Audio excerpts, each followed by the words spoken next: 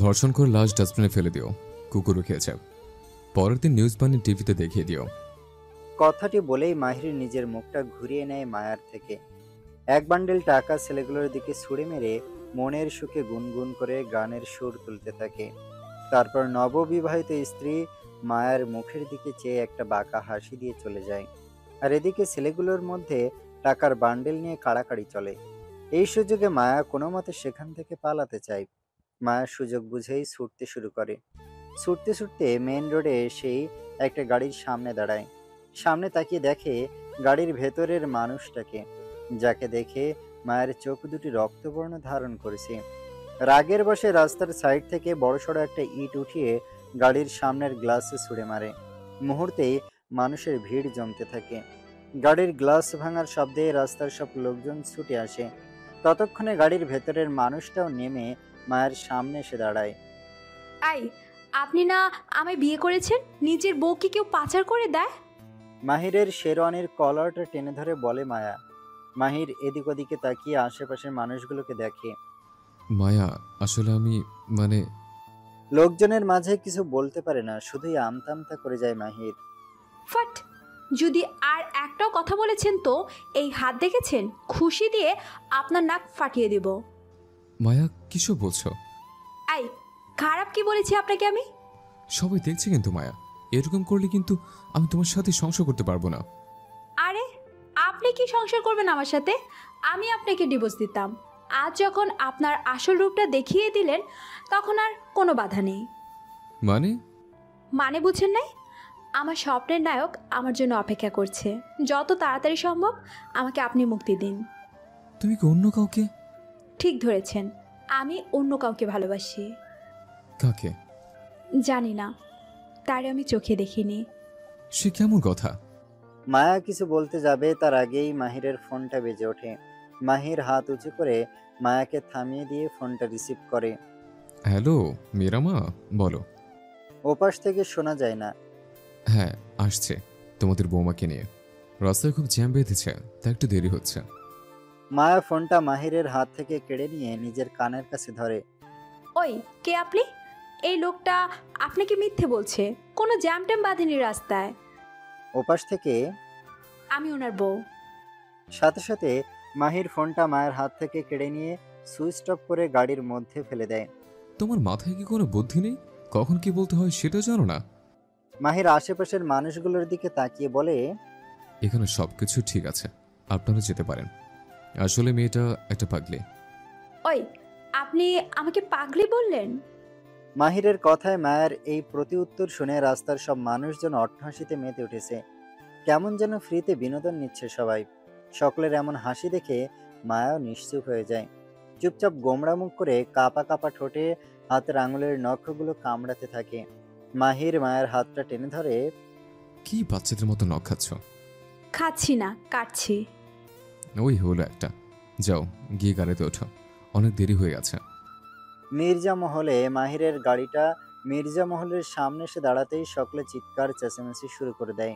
বউ এসেছে, বউ এসেছে। রাইসা কোথায়? রায়সা কিচেন থেকে বেরিয়ে শাড়ির আঁচলে হাত মুছতে মুছতে এসে দাঁড়ায়। মীরা বরণ ডালাটা রায়সার দিকে এগিয়ে দেয়। নে, তোর ছেলে আর ছেলের বউকে বরণ কর। তুমিই করো ভাবি, মাহির তো তোমারও ছেলে। ওভাবে বলতে নেই, তুই মা, তুই কর।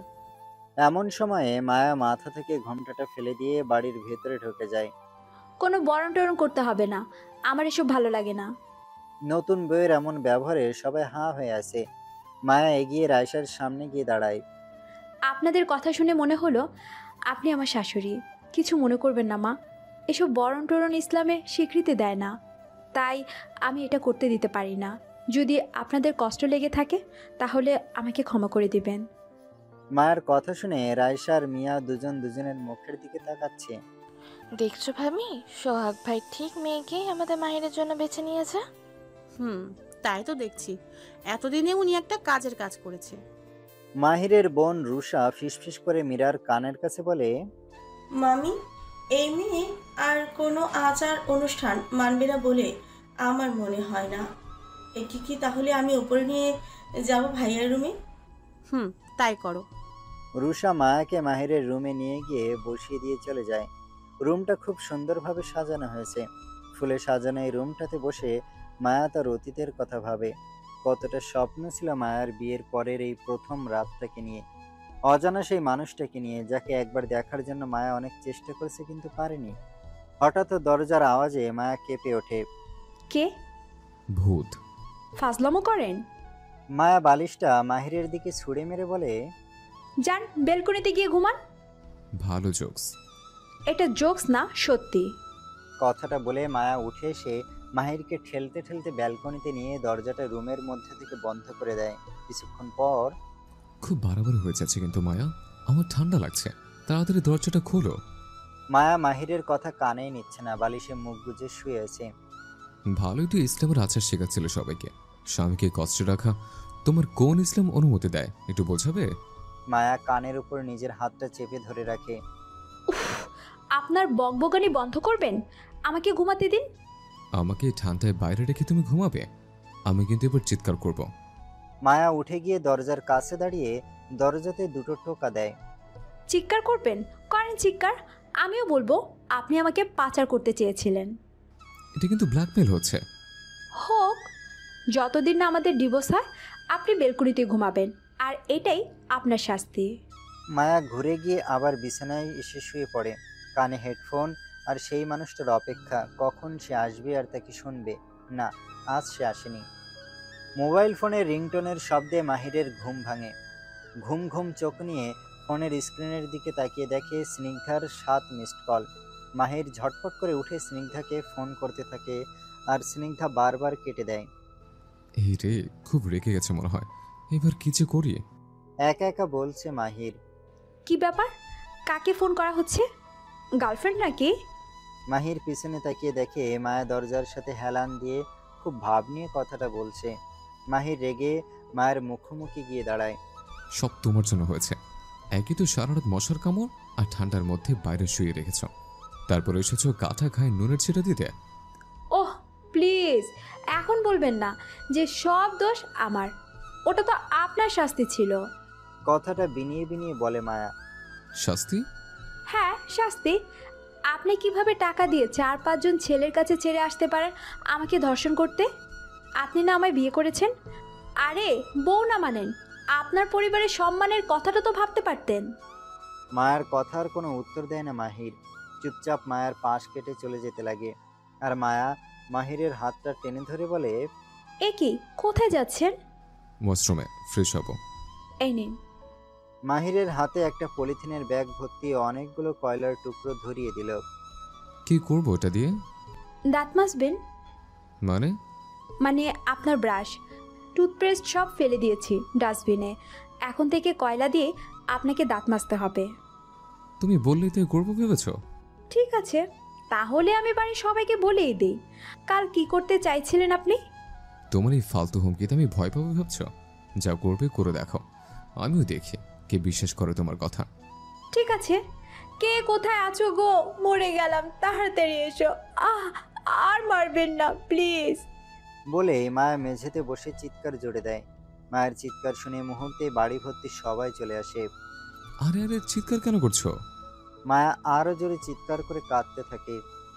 আল্লাহ গো, আমার জীবনে এই ছিল? কি হলো বৌমা, এভাবে মেঝেতে কেন পড়ে আছো? মায়া মাহিরের দিকে আঙুল দেখিয়ে কাঁদো কাঁদো স্বরে বলে, কাল সারা রাত উনি আমাকে বেলকনিতে রেখে নিজ রুমে ঘুমিয়েছে। আর জানেন মা, উনি আমাকে একটা বালিশ আর কম্বলও পর্যন্ত দেয়নি। কত মশা আর ঠান্ডা ছিল বাইরে, তবুও আমি মেনে নিয়েছি। সকালে যখন বলেছি কাল থেকে অন্তত একটা বালিশ আর কম্বল দিন, তখন বলেছে হবে না। এই দেখুন, আমার হাতে পলিথিনের ব্যাগ ভর্তি কয়লা ধরিয়ে দিয়েছে। বলেছে আমার ব্রাশ, টুথপেস্ট সব ডাস্টবিনে ফেলে দিয়েছে। এই দিয়ে এখন থেকে দাঁত মাজতে হবে। আমি পারবো না বলেছি, তাই ধাক্কা দিয়ে এমনভাবে ফেললো যে পড়ে গিয়ে কোমরে আর পায়ে প্রচুর পরিমাণে ব্যথা পেয়েছি। তাই চিৎকার করেছি। আমি বোধহয় আর হাঁটতেই পারবো না। এই মেয়ে, আমি কখন এসব করেছি? তুমি তো। মায়া আরো জোরে চিৎকার করে কাঁদতে থাকে আর বলে, আমি আর এখানে থাকবো না, প্লিজ কেউ আমার বাবাকে খবর দিন, আমি চলে যাব। চলে যাবে? যাও যাও, চলে যত সব ন্যাকামি। মাহির কথাটা বলতেই রাইসুল মাহিরের গালে ঠাস করে একটা থাপ্পড় বসিয়ে দেয়। মাহির গালে হাত দিয়ে রাইসুলের দিকে তাকায়। সি মাহির সি, এত নিচে নেমে গেছিস তুই? তোকে আমার ছেলে ভাবতেও ঘৃণা হচ্ছে। বিশ্বাস করো বাবা, ওসব মিথ্যে বলছে। এসব আমার সাথে করেছে। তাই? আচ্ছা দাঁড়াও, প্রমাণ দেখাচ্ছে। ওয়াশরুমে আমার ব্রাশ টুথপেস্ট কিছুই নেই, সবই ডাস্টবিনে ফেলে দিয়েছে। এসো দেখবো, চলো। মাহির সবাইকে নিয়ে ওয়াশরুমে যায়। দেখে ব্রাশ টুথপেস্ট সব যেখানেটা সেখানেই আছে। এটা কি হলো? আয় আমার সাথে। মাহিরের হাত ধরে টেনে মায়ের সামনে নিয়ে যায়। দেখেছেন বাবা, উনি কত মিথ্যা বলে। কিন্তু আমি বুঝতে পারছি না মাহির এমনটা কেন করবে। কারণ উনি অন্য কাউকে ভালোবাসে। কি বলছে ভাবি? ভাইয়ার অন্য কাউকে ভালোবাসে? একটু আগে তাকে ফোন করেছিল। সবাই মাহিরের দিকে তাকায়। না না, ও মিথ্যে বলছে। ও তাই? আমি মিথ্যে বলছি? বলুন না আপনার মায়ের মাথায় হাত রেখে যে আপনার গার্লফ্রেন্ডকে সকালে ফোন দিয়েছিলেন কি না? রায়শা এসে মাহিরের হাতটা নিয়ে নিজের মাথায় রাখে। এবার বল, বৌমা যা বলছে তা কি সত্যি? মা, ওর কথা তুমি শোনো না। আমি শুধু জানতে চাই হ্যাঁ কি না। মাহির আস্তে করে রায়শার মাথা থেকে হাতটা নামিয়ে নেয়। মাহিরের নীরবতা রায়শাকে বুঝিয়ে দেয় মায়া যা বলেছে সব সত্যি। সোহাগ মির্জা বিজনেসের কাজে বাইরে ছিল, এইমাত্র বাড়িতে ফিরেছে। নিচে বারবার কলিং বেল বাজিয়েই চলেছে, কিন্তু কেউ খুলছে না। না পেরে মীরাকে সোহাগ ফোন করলো। মীরা ফোনটা রিসিভ করে, আসসালামু আলাইকুম। এখন কথা বলতে পারছি না গো, খুব বিজি আছি। আরে আমি নিচে দাঁড়িয়ে আছি। তোমার বাড়িতে সবাই কি করছো বলো তো? কিছু না, তুমি দাঁড়াও, আমি আসছি। তাড়াতাড়ি আসো, কতদিন দেখিনি তোমায়। তোমাদের সবাইকে খুব মিস করছি। ওদিকে একটা কাজও ঠিকমতো করতে পারে না এই মাহির। বলেছিলাম মেয়েটাকে মেরে ফেলতে, বলে না ভয় দেখাবে, তাহলে নাকি ভয় পেয়ে পালিত বাবার বাড়িতে চলে যাবে। ধুর, ভালো লাগে না। নিজের ভালোবাসে কিনা অন্যের স্বামী, ভাবা যায় এগুলো? জীবনটাই বেদনা আমার। কি যে দেখলো মাহিরের মামা ওই পরিচয়হীন বস্তির মেয়েটার মধ্যে, যার জন্য আমি আমার মাহিরের পর হয়ে গেলাম। বিছানায় হাত মিলিয়ে আঙুলে নেল পলিশে দিচ্ছে, আর কথাগুলো নিজে নিজে বলছে স্নিগ্ধা। মীরা দরজা খুলে সোহাগের হাত থেকে ব্যাগটা নিয়ে ঘুরে সোজা হাঁটা ধরেছে। সোহাগ পেছনের থেকে মীরার হাতটা টেনে ধরে নিজের কাছে নিয়ে আসে। কি করছো, ছাড়ো। মীরা সোহাগের বুকে হাত থেকে নিজেকে ছাড়িয়ে নেওয়ার চেষ্টা করে। সোহাগ মীরার হাত দুটো পেছনের দিকে ঘুরিয়ে নাকটা মীরার কাঁধে ঠেকায়। কতদিন দেখিনি বলো তো তোমায়। আহা, তাই বলি এখানে? কতদিন ছুঁইও নি। এমন সময়ে সোহাগ খেয়াল করে উপর থেকে রাইসুলের চিৎকার চেঁচামেচির আওয়াজ আসছে। মনে হচ্ছে মাহিরকে খুব বকছে। এই তোমার ভাইয়ের আবার কি হলো? এভাবে সাত সকালে চিৎকার চেঁচামেচি কেন করছে? এভাবে ধরে রাখলে বলা যায়? সোহাগ মীরাকে ছেড়ে দেয়। উফ, রোমান্স পরে, আগে বলো তো। মীরা সকালে ঘটে যাওয়া সবকিছু সোহাগকে খুলে বলে। না, আর সহ্য করা যায় না। এই মেয়ে সত্যি খুব বাড়াবাড়ি করে ফেলেছে। একই তো আমি। মাহির এগিয়ে গিয়ে মায়ের হাত ধরতেই সোহাগ আর মীরা মাহিরের রুমের দরজার সামনে এসে দাঁড়ায়। সোহাগ এমন দৃশ্য দেখে মাহিরকে এক ধমক দেয়। মাহির! সোহাগের হঠাৎ এসে এমন ধমকানিতে মাহির কেঁপে ওঠে। পিছনে ঘুরে সোহাগকে দেখে এগিয়ে সোহাগের কাছে গিয়ে দাঁড়ায়। তারপর সোহাগকে মামা বলে জড়িয়ে ধরতে গেলে সোহাগ বাধা দেয় মাহিরকে। কাছে আসবে না তুমি আমার মাকে কষ্ট দিয়েছো। কথাটা বলে মায়ের দিকে এগিয়ে যায় সোহাগ। দুই হাতে জোড় করে মায়ের সামনে বসে বলে, আমাকে তুই ক্ষমা করে দে মা। আমি জানতাম না যে মাহির এতটা নিচে নেমে গেছে। জানলে কখনোই ওর সাথে বিয়ে দিয়ে এভাবে তোর জীবনটা নষ্ট করতাম না। মায়া সোহাগের হাত দুটো ধরে নামিয়ে দেয়। প্লিজ আঙ্কেল, এইভাবে বলো না। আমার খুব খারাপ লাগে দেখতে। অন্য কারো ভুলের জন্য তুমি কেন ক্ষমা চাইবে? তুমি তো কোনো অন্যায় করনি। যে অন্যায় করেছে সে ক্ষমা চাইবে। মোটেও না। যখন আমি কোনো অন্যায় করিনি তখন ক্ষমা কেন চাইব? বৌমা যখন বলছে তখন তুই ক্ষমা চাইবি। বাবা! কিসের বাবা? যা গিয়ে সরি বল। মাহির না চাইলেও নিরুপায় হয়ে মায়ের সামনে দাঁড়িয়ে সরি বলেছে। বৌমার কোমরের পায়ে হয়তো খুব আঘাত পেয়েছে। এবার যা বিছানা শুয়ে দিয়ে চেক আপ কর। তুমি করো বাবা, আমি পারবো না। আবার মুখে মুখে কথা। রাইসুলের চোখের দিকে তাকিয়ে মাহির ভয়ে আর কিছু না বলে মায়াকে উঠিয়ে বিছানায় নিয়ে শুয়ে দেয়। মাহির মায়াকে চেক আপ করতে এসে মায়ের কোমরে হাত দিয়ে প্রচণ্ড জোরে একটা চিমটি কাটে। সে এমন চিমটি কেটেছে যে ছাড়েই না। মায়া আ উ বলে আস্তে আস্তে গুনগুন করে, না পেরে চিৎকার করে বলে ওঠে। ওরে মা, কি ব্যথা! মরে গেলাম রে! বলেই এক লাফে কোমর ডলতে ডলতে বিছানা ছেড়ে উঠে দাঁড়ায়। কেমন ডাক্তার এই লোকটা? এইভাবে মানুষের চিকিৎসা করে? দিল তো সুস্থ কোমরটা অবশ করে। কথাটা বলেই মায়া জিভ কামড়ে ধরে, মনে মনে বলে, যা, ধরা খেয়ে গেলাম। দেখেছো বাবা, এক চেক আপে কেমন পা কোমর সব ঠিক হয়ে গেল। তোমার বৌমার খেলা দেখো। আসলে আমি মায়া আমতা আমতা করতে থাকে। তুমি কি একটা মিথ্যাবাদী, খারাপ অভিনেত্রী তুমি। সকলের দিকে তাকিয়ে বলে মাহির। দেখেছো তোমরা, আমি কিছুই করিনি, একদম নির্দোষ আমি। এই মেয়েটা অন্য কাউকে ভালোবাসে, তাই সব নাটক করেছে। কাল তো আমাকে ডিভোর্সের কথা বলেছিল, এমনকি কাল সারা রাত আমি বেলকনিতে এই শীতে ঘুমিয়েছে, একটু মায়াও দেখায়নি। অনেকবার ডেকেছে, দরজাটা খুলেনি পর্যন্ত। ওরে মা, কি মিথ্যে বলতে পারে এই লোকটা! কথাটা বলেই মায়া ধপ করে বিছানায় বসে পড়ে ফেল ফেলিয়ে কাঁদতে শুরু করে দেয়। কেঁদে কেঁদে বলে, আমি আর এই বাড়িতে থাকবোই না, এত বড় বদনাম নেওয়া যায় না। আবার ন্যাকামি শুরু করেছে এ মেয়ে। হ হ, আমি তো শুধু ন্যাকামি করি। আর এই যে আপনি এতগুলো মিথ্যে বানিয়ে বলেন, সেইটা ঠিক? আমি মিথ্যা বলছি? হ্যাঁ হ্যাঁ, মিথ্যে বলেছেন, একটা মিথ্যুক আপনি। মায়া ঘুরে সোহাগের দিকে তাকায়।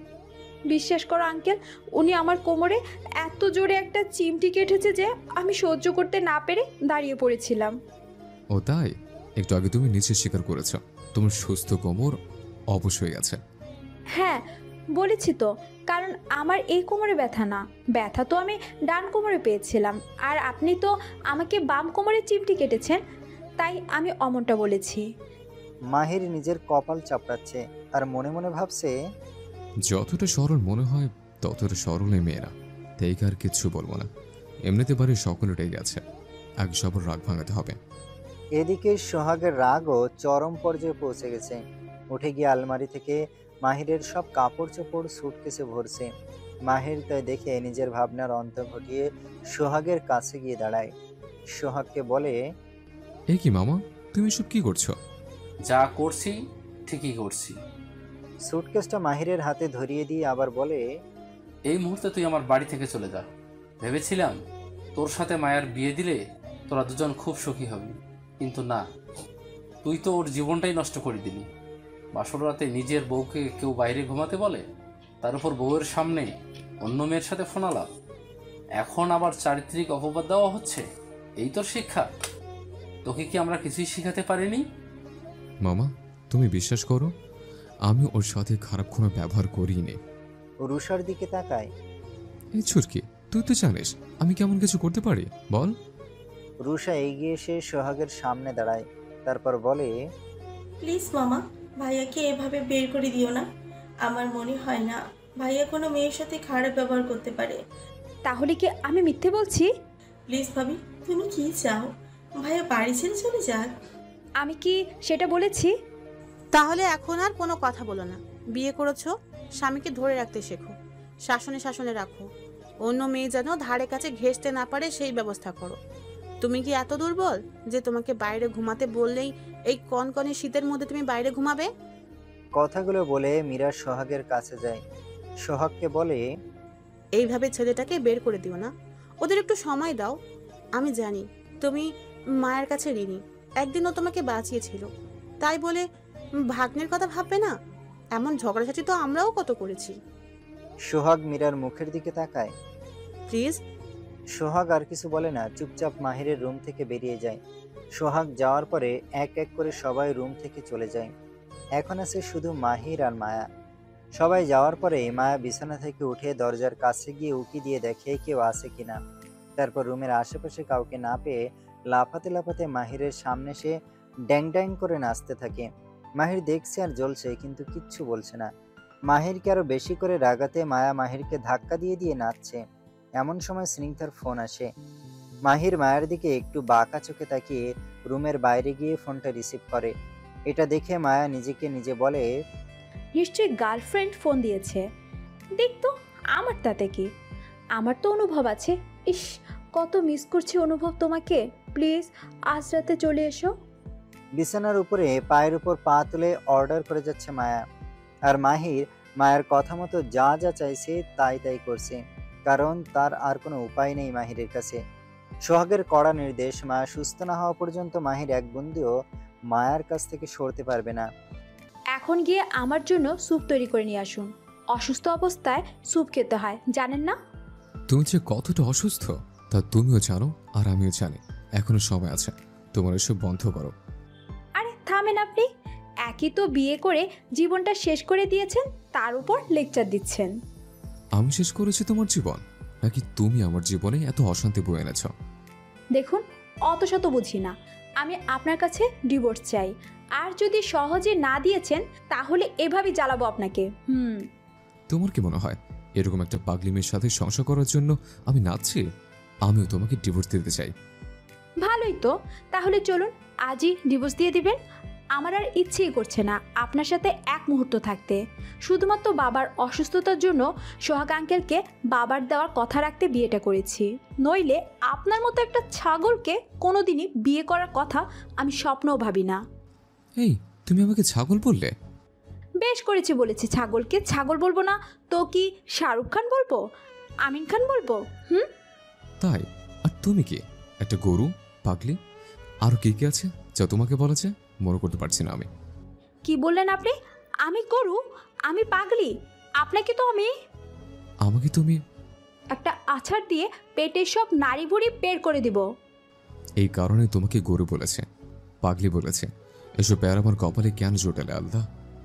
এখন আল্লাহকে ডাকছেন, বিয়ের আগে ভাবেননি?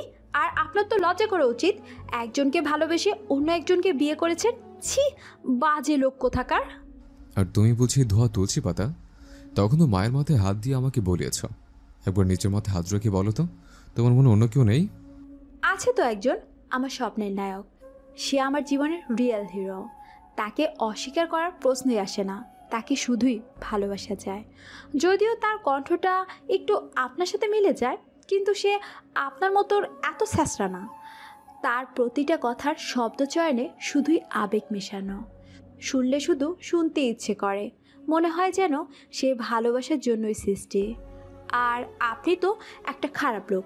আপনার কথা শুনলে শরীরের মধ্যে জ্বালা পড়া শুরু হয়ে যায়। অসহ্যকর একটা লোক আপনি। আর তার উপর একসাথে দুই নৌকায় পা দিয়ে চলছেন। ছি! বাহ, নিজের বেলায় কিছু না, আর অন্যের বেলায় যত দোষ। এমন সময় হঠাৎ করে মাহিরের মোবাইল ফোনের রিংটোনটা বেজে ওঠে। মায়া মোবাইলের স্ক্রিনের দিকে তাকিয়ে দেখে স্নিগ্ধা নামটা। ওয়াও, স্নিগ্ধা! আপনার গার্লফ্রেন্ডের নাম বুঝি স্নিগ্ধা? হ্যাঁ। খুব সুন্দর নাম। মানে আমার খুব আফসোস হয়, কেন আমার নাম স্নিগ্ধা হলো না? অদ্ভুত, আফসোস হওয়ার কি হলো? আসলে আমার প্রিয় মানুষটার এই নামটা খুব পছন্দ। তোমার বয়ফ্রেন্ডের? এই ফোনটা রিসিভ করুন জলদি, নয়তো কেটে যাবে। রেগে গিয়ে স্নিগ্ধা আপনার সাথে ব্রেকআপ করে দিলে তো আমার জীবনেই ঝুলে থাকতে হবে আপনাকে। মাহির ফোনটা রিসিভ করে বাইরে গিয়ে কথা বলে। হ্যালো জান। রাখো তোমার জান, জলদি হসপিটালে আসো। মানে জান, আমি তো আজ ছুটিতে আছি। কিসের ছুটি? ও আচ্ছা, নতুন বউ ফেলে রেখে আসতে পারতেছো না, তাই না? না, মানে বাড়িতে একটু সমস্যা হয়েছে, এই আর কি। তো কি হয়েছে আমি তোমাকে দেখাবো? তুমি এক্ষুনি আসবে, কিন্তু কিভাবে আসবে তা আমি জানি না। প্লিজ স্নিগ্ধা, বোঝার চেষ্টা করো। কি বুঝবো তোমাকে আমি? তুমি যদি আর আধ ঘন্টার মধ্যে না এসেছো তাহলে তোমার আমার সম্পর্ক আজ এখানেই শেষ। কথাটা বলেই ফোনটা কেটে দেয় স্নিগ্ধা। আর মাহির মন খারাপ করে রুমের ভেতরে আসে। মনে মনে ভাবে চাইলেও এখন হসপিটালে যেতে পারবে না। সোহাগ মামার কড়া নির্দেশ, মায়া সুস্থ না হওয়া পর্যন্ত ওর সাথেই থাকতে হবে। কিন্তু যেই মেয়ে অসুস্থ হবার অভিনয় করে তাকে কি আর সুস্থ করা সম্ভব, যদি না সে চায়? তো ডাক্তার মাহির, কি কি কথা হলো গার্লফ্রেন্ডের সাথে? মাহির নিশ্চুপ। মায়া উঠে গিয়ে মাহিরের থুতনিটা ধরে বলে, আরে বলেন না, আমিও একটু শুনে রাখি, ভবিষ্যতে কাজে আসবে। মাহির রেগে গিয়ে মায়ার দুই বাহু চেপে ধরে। কি পেয়েছোটা কি তুমি? সবকিছুতে কি মজা মনে করো? যখন থেকে এসেছো দেখছি একটা পর একটা অশান্তি করে চলেছ। আজ তোমার জন্য প্রথমবার স্নিগ্ধা আমার উপর রেগে কথা বলল। ও যদি আমার সাথে ব্রেকআপ করে তাহলে কি হবে? কি আর হবে, অন্য একটা মেয়ে খুঁজে নেবেন। কথাটা বলে মায়া নিজেকে মাহিরের থেকে ছাড়ানোর চেষ্টা করে, আর মাহির মায়াকে আরো জোরে শক্ত করে চেপে ধরে। চোখ দুটো বড় বড় করে মায়ের দিকে তাকায়। এক্ষুনি নিচে যাবে আর সবার সামনে গিয়ে স্বীকার করবে তুমি সুস্থ। নইলে নইলে কি? নইলে স্নিগ্ধা যদি আমার সাথে ব্রেকআপ করে দেয় তোমার কপালে দুঃখ আছে। মাহির কথাটি বলার সাথে সাথে মায়া নিজের পা দুটি মাহিরের পায়ের উপরে রেখে হিলের উঁচু পাশটি দিয়ে মাহিরের পায়ে জোরে এক দাপুনি দেয়। আহ! ব্যথা পেয়ে মাহির মেঝেতে বসে পড়ে, আর মায়া খিলখিল করে হাসতে থাকে। হাসতে হাসতে বলে, আমাকে ভয় দেখানো অত সোজা না। মাহির পায়ে হাত দিয়ে আস্তে আস্তে উঠে দাঁড়ায়। তোমাকে তো আমি দেখে নেবো মায়া। এক্ষুনি দেখে নিন, কিছু করতে পারবেন না আমার আপনি। যে নিজের ভালোবাসার কথা মামাকে বলতে ভয় পায়, কাপুরুষের মতো মামার ভয়ে অন্য একটা মেয়েকে বিয়ে করে নেয়, তার কাছে কিছু আশা করা যায় না। আপনি নিজের জীবনটাও নষ্ট করেছেন আর আমারও। এর ফল তো আপনাকে ভোগ করতেই হবে। অনেক বলছো কিন্তু তুমি মায়া। আপনিও বলুন, আপনার মুখ কি বেঁধে রেখেছি আমি? তোমাকে আমি কি? সময় বলছি এর সব সুদে আসলে ফেরত দেব। দিয়েন। এখন জানতো আপনার গার্লফ্রেন্ডের রাগ ভাঙান। কথাটা বলেই মায়া ঠেলতে ঠেলতে মাহিরকে রুম থেকে বের করে দেয়। মামাকে কি বলবো? সে যাই হোক, আমি বলে দিব, আপনি যান। বিছানায় বসে ডায়েরি লিখছে মায়া, আর কানে হেডফোন। ওপাশ থেকে অনুভবের কণ্ঠস্বর ভেসে আসছে মায়ের কানে। কারণ যেদিন থেকে অনুভবকে প্রথম শুনেছে সেদিন থেকে তার বলা প্রত্যেকটা কথাই মায়া লিখে রাখে। আর মন খারাপের সময় ডায়েরির পাতাগুলো খুলে অনুভবের বলা কথাগুলোর বিচরণ ঘটায়, যা শুনলে মায়ের মন ভালো হয়ে যায়। কোনো এক ঝুম বর্ষায় একগুচ্ছ কদম ফুল হাতে দাঁড়িয়ে তুমি আমার অপেক্ষায়। দমকা বাতাস, নির্লজ্জতার আভাস, টিনের জলের টুপটাপ শব্দ, আর হঠাৎ মেঘের গর্জনে তোমার আমার আরও কাছে আসার সেই অনুভূতির আত্মসমর্পণ, যা আলতো স্পর্শে পূর্ণতা এনে দেয় মুহূর্তকে। কথাগুলো রেডিওতে বলছে অনুভব, আর মায়া তার ডায়েরির পাতায় লিখে রাখছে। মায়ের খুব ইচ্ছা যেদিন অনুভবের সাথে দেখা হবে সেদিন এই ডায়েরিটা অনুভবকে দেখাবে, আর বলবে কতটা ভালোবাসে তাকে। এমন সময়ে রুষা এসে রুমের দরজায় নক করে। মায়ের কানে হেডফোন থাকায় মায়া খেয়াল করে না। রুষা ভাবি ভাবি করতে করতে রুমের মধ্যে ঢুকে যায়, আর আচমকা রুষাকে আসতে দেখে মায়া বিছানা ছেড়ে উঠে দাঁড়িয়ে বলে ওঠে, কে? মায়ার খেয়াল নেই যে অসুস্থতার অভিনয় করছে। মায়াকে দাঁড়ানো অবস্থায় দেখে রুষা মায়ের সামনে আসে, একটু হাসি মুখ করে মায়ের কাছে জানতে চায়, এ কি ভাবি, তোমার পা আর কোমরের ব্যথা সেরে গেছে? না। ও আচ্ছা, আমি ভাবলাম বোধহয় সেরে গেছে। আরে না, একটু উঠে দাঁড়াবার চেষ্টা করছি, এই আর কি। কিছু বলবে তুমি? অনেক রাত হয়েছে, তোমার খাবারটা কি উপরে নিয়ে আসবো নাকি ভাইয়া আসলে? না, এক্ষুনি নিয়ে এসো, আমার খুব খিদা লেগেছে। আচ্ছা ঠিক আছে। আর মায়া মনে মনে ভাবে এ বাড়িতে প্রত্যেকটা মানুষই কত ভালো, শুধু ওই ছেঁচড়া মাহিরটা বাদে। কিছুক্ষণ পর রুষা এসে খাবার দিয়ে গেলে মায়া খেয়ে নেয়। তারপর খাওয়ার শেষে ডায়েরিটা জাপটে ধরে ঘুমিয়ে পড়ে। মাঝরাতে মাহির বাড়িতে এসে রুমে গিয়ে দেখে মায়া আজ ওর বিছানায় শুয়ে আছে। মাহির চিন্তায় পড়ে যায়, আজ আবার কোথায় শোবে। এই মেয়ে, এই ওঠো। মায়াকে ঝাঁকিয়ে ডাকতে থাকে মাহির। মায়া ঘুম ঘুম চোখে তাকিয়ে দেখে মাহির এসেছে। মায়া এক লাফে উঠে বসে মাহিরের দিকে তীক্ষ্ণ দৃষ্টিতে তাকায়। আপনি কি আমাকে শান্তিতে একটু ঘুমাতেও দিবেন না? আমি কোথায় ঘুমাবো? কেন, কাল সেখানে ঘুমিয়েছিলেন। মোটেও না, এরকম শীত আর মশার মধ্যে আমি বাইরে গিয়ে ঘুমাতে পারবো না। তাহলে রুমে ঘুমান। অসম্ভব, তোমার সাথে এক বিছানা আমি কিছুতেই ঘুমাবো না। আরে যান যান, আপনার সাথে এক বিছানায় কে ঘুমাতে চাইছে? দয়া করেছিলাম, চাইলে রুমের যে কোনো এক কোণায় ঘুমাতে পারতেন, কিন্তু তা শুনলেন না। আমার রুমে তুমি আমায় দয়া দেখাও? হ্যাঁ দেখায়, কারণ এখন এটা আমার রুম। যতদিন ডিভোর্স না দিচ্ছেন ততদিন আমি এখানে যা খুশি তাই করব। দেখো মেয়ে, আমি অত শত বলছি না, আজ আমি আমার বিছানায় ঘুমাবো, তাই জানি। কথাটা বলেই মাহির মায়াকে বিছানা থেকে নামিয়ে মেঝেতে বসিয়ে দিয়ে নিজে গিয়ে বিছানায় শুয়ে দুই পা দুই দিকে টান টান করে মেলিয়ে দেয়। মায়া মাহিরকে অনেক চেষ্টা করে হাত পা টানা হেঁচড়া কিল ঘুষি কাতুকুতু মারধর যা করার করে দেখে, কিছুতেই বিছানা থেকে নামাতে পারে না। তারপর নিজেই ক্লান্ত হয়ে মেঝেতেই বসে কাটিয়ে দেয় সারা রাত। সকালের দিকে মায়ের মাথায় একটা দুষ্টু বুদ্ধি ভর করে। কিছু একটা ভেবে মাহিরের বিছানার এক জগ পানি ঢেলে দেয় মায়া, তারপর চিৎকার জুড়ে দেয়। মায়ের চিৎকার শুনে মাহির ধড়ফড়িয়ে বিছানা ছেড়ে উঠে পড়ে, কি হয়েছে? কি হয়েছে? বলে এদিক ওদিক তাকায়। ছি ছি ছি। আই মেয়ে, ছিচি করছো কেন? কথাটা মায়ের দিকে তাকিয়ে বলে মাহির। তো কি করব? এমন একটা কাজ আপনি করতে পারলেন? কেমন কাজ? কি করেছে আমি? বুঝতে পারছেন না? মাহির মাথাটা এদিকে ওদিকে ঝাঁকিয়ে না বোঝায়। তারপর মায়া মাহিরের মাথাটা বিছানার ভিজে অংশটুকুর দিকে ঘুরিয়ে দেয়। দেখুন কি করেছেন। মাহির ভিজে অংশটায় হাত দিয়ে দেখে জায়গাটা ভেজা। এবার নিজের প্যান্টে হাত দিন। মাহির প্যান্টে হাত দিয়ে দেখে প্যান্টটাও ভেজা। আপনি বিছানায় করেছেন? ছি। কি বললে তুমি? ঠিকই বলেছি। আপনি করেন এই বয়সে বিছানায়? দাঁড়ান, সবাইকে বলতে হবে। বুঝেছে, এইসব তোমারই কাজ আছে। রাতে বিছানা ঘুমাতে দিইনি, এজন্য এসব করছো, তাই না? তোমাকে তো আমি। বলেই মাহির মায়াকে ধরতে যায় আর মায়া ছুট লাগায়। ছুটতে ছুটতে ওয়াশরুমের মধ্যে চলে আসে মায়া, আর মাহির মায়ের পিছু পিছু ছুটে আসে। এবার কোথায় যাবে? বের হবার কোনো পথ নেই। দেখুন, কাছে আসবেন না একদম আমার। কে শোনে কার কথা? মাহির সামনে আগাতে থাকে আর মায়া পিছাতে থাকে। মাহির যত আগায় মায়া তত পিছায়। তারপর মায়া গিয়ে দেয়ালের সাথে বেঁধে যায়। এবার মাহির মায়ের খুব কাছে চলে আসে। মায়ের দুই পাশে মাহির এমনভাবে হাত রাখে যে মায়া বেরই হতে পারে না। আমি কিন্তু চিৎকার করব। করো। সত্যি কিন্তু চিৎকার করব। কথাটা বলেই মায়া তাকিয়ে দেখে মাহিরের মুখটা তার খুব কাছে চলে এসেছে। মাহিরের নিঃশ্বাসগুলো মায়ের মুখে পড়ছে। মায়া খিসে নিজের চোখ দুটো বন্ধ করে নেয়। তারপর ঠাস একটা চড় বসিয়ে দিয়ে মাহির মায়ের দিকে দূরে সরে আসে। মায়ের উল্টো দিকে মুখ ঘুরিয়ে তারপর বলতে শুরু করে, ফাসিল মেয়ে কোথাকার, বেয়াদবি করার একটা লিমিট থাকে, আর তুমি তো তাল ছাড়িয়ে ফেলেছ। এসব ছাড়ে আর কিছু পারো না? কেমন ধরনের মজা এটা, শয়তান মেয়ে? বলেই বাথরুমের বালতিটায় একটা লাথি দিয়ে মাহির বেরিয়ে আসে। আর মায়া সেখানেই দাঁড়িয়ে থেকে গালে হাত দিয়ে কাঁদতে থাকে। কিছুক্ষণ পর সোহাগ আসে দেখতে মায়া আর মাহিরের মধ্যে সবকিছু ঠিক আছে কিনা তাই।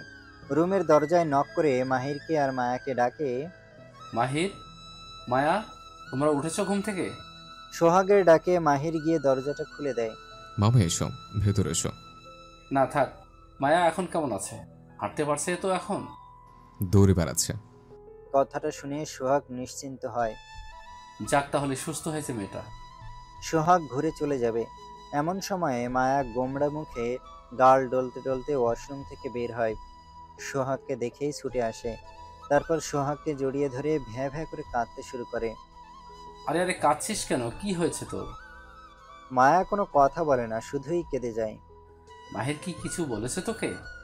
মায়া গাল থেকে হাতটা সরিয়ে গালটা সোহাগকে দেখিয়ে বলে, এখানে চড় মেরেছি শুধু শুধু, কিছু করিনি আমি। সোহাগ মাহিরের দিকে রাগে দৃষ্টিতে তাকায়। মামা আসলেও। মাহির আর কিছু বলার আগেই সোহাগ মাহিরকে কষিয়ে একটা চড় বসিয়ে দেয়। মাহির গালে হাত দিয়ে নিশ্চুপ হয়ে যায়। তোর সাহস কি করে হয় আমার মায়ের গায়ে হাত তোলা? মামা ও সকালে। চুপ, একদম চুপ। আমার কথা তো শোনো। কি শুনবো তোর কথা? ভেবেছিলাম শুধরে গিয়েছিস, কিন্তু না। কাল এতটা অন্যায় করার পরও তোকে আমার ক্ষমা করে দেওয়া উচিত হয়নি। সেই একই ভুল করলি আজ। সোহাগ চিৎকার করে কথাটা বলে। বাড়ির সকল সদস্যরা সোহাগের চিৎকার শুনে ছুটে আসে মাহিরের রুমে। কি হলো ভাইয়া? আজ আবার কি হয়েছে? জিজ্ঞাসা কর তোর গুণধর ছেলের কাছে। রায়শা মাহিরের দিকে তাকায়। কি করেছিস তুই মাহির? ভাইয়া এত রেগে আছেন কেন? মা, মামা তো আমার কথাই শুনতে চাইছে না। আপনি বললেই তো বানিয়ে মিথ্যে বলবেন, এই জন্যই শুনতে চাইছে না, তাই না আঙ্কেল? মায়ার কথায় সোহাগ মাথা ঝাঁকিয়ে হ্যাঁ বলে। সব তোমার জন্য হচ্ছে, একটা বদমাইশ ফাসিল মেয়ে কোথাকার। তোমাকে তো আমি। মাহির এগিয়ে গিয়ে মায়াকে একটা থাপ্পড় দিতে গেলে সোহাগ মাহিরের হাতটা ধরে বসে। না, তোকে অনেক সুযোগ দেওয়া হয়ে গেছে, আর না। সোহাগ রুমের ভেতরে ঢুকে আলমারি থেকে মাহিরের সব কাপড় চোপড় বের করে সুটকেসে ভরতে থাকে। মীরা, রাইসা আর রুষা অনেকে বোঝায়, তবুও সোহাগ আজ কারো কথা বুঝতে চায় না। সুটকেসটা মাহিরের হাতে ধরিয়ে দিয়ে মাহিরকে ধাক্কা দিতে দিতে সিঁড়ি থেকে নিচে নামায়। মাহির অনেকবার বলার চেষ্টা করে, কিন্তু মাহিরের কোনো কথাই সোহাগ শোনে না। বাড়ির মেন গেট থেকে ধাক্কা দিয়ে মাহিরকে বের করে দেয়। মামা প্লিজ। আর একটা কথাও না বলে তুই আমার সামনে থেকে দূর হয়ে যা। মেয়েরা মা, বলছো না মামাকে? মীরাকে ডেকে বলে মাহির। মীরা এগিয়ে আসে সোহাগের কাছে। এভাবে ছেলেটাকে তাড়িয়ে দিচ্ছ, কোথায় যাবে ও? যেদিকে দু চোখ যায় সেদিকে যাবে। স্বাবলম্বী হয়েছে, কোথাও একটা থাকার ব্যবস্থা করে নিতে পারবে।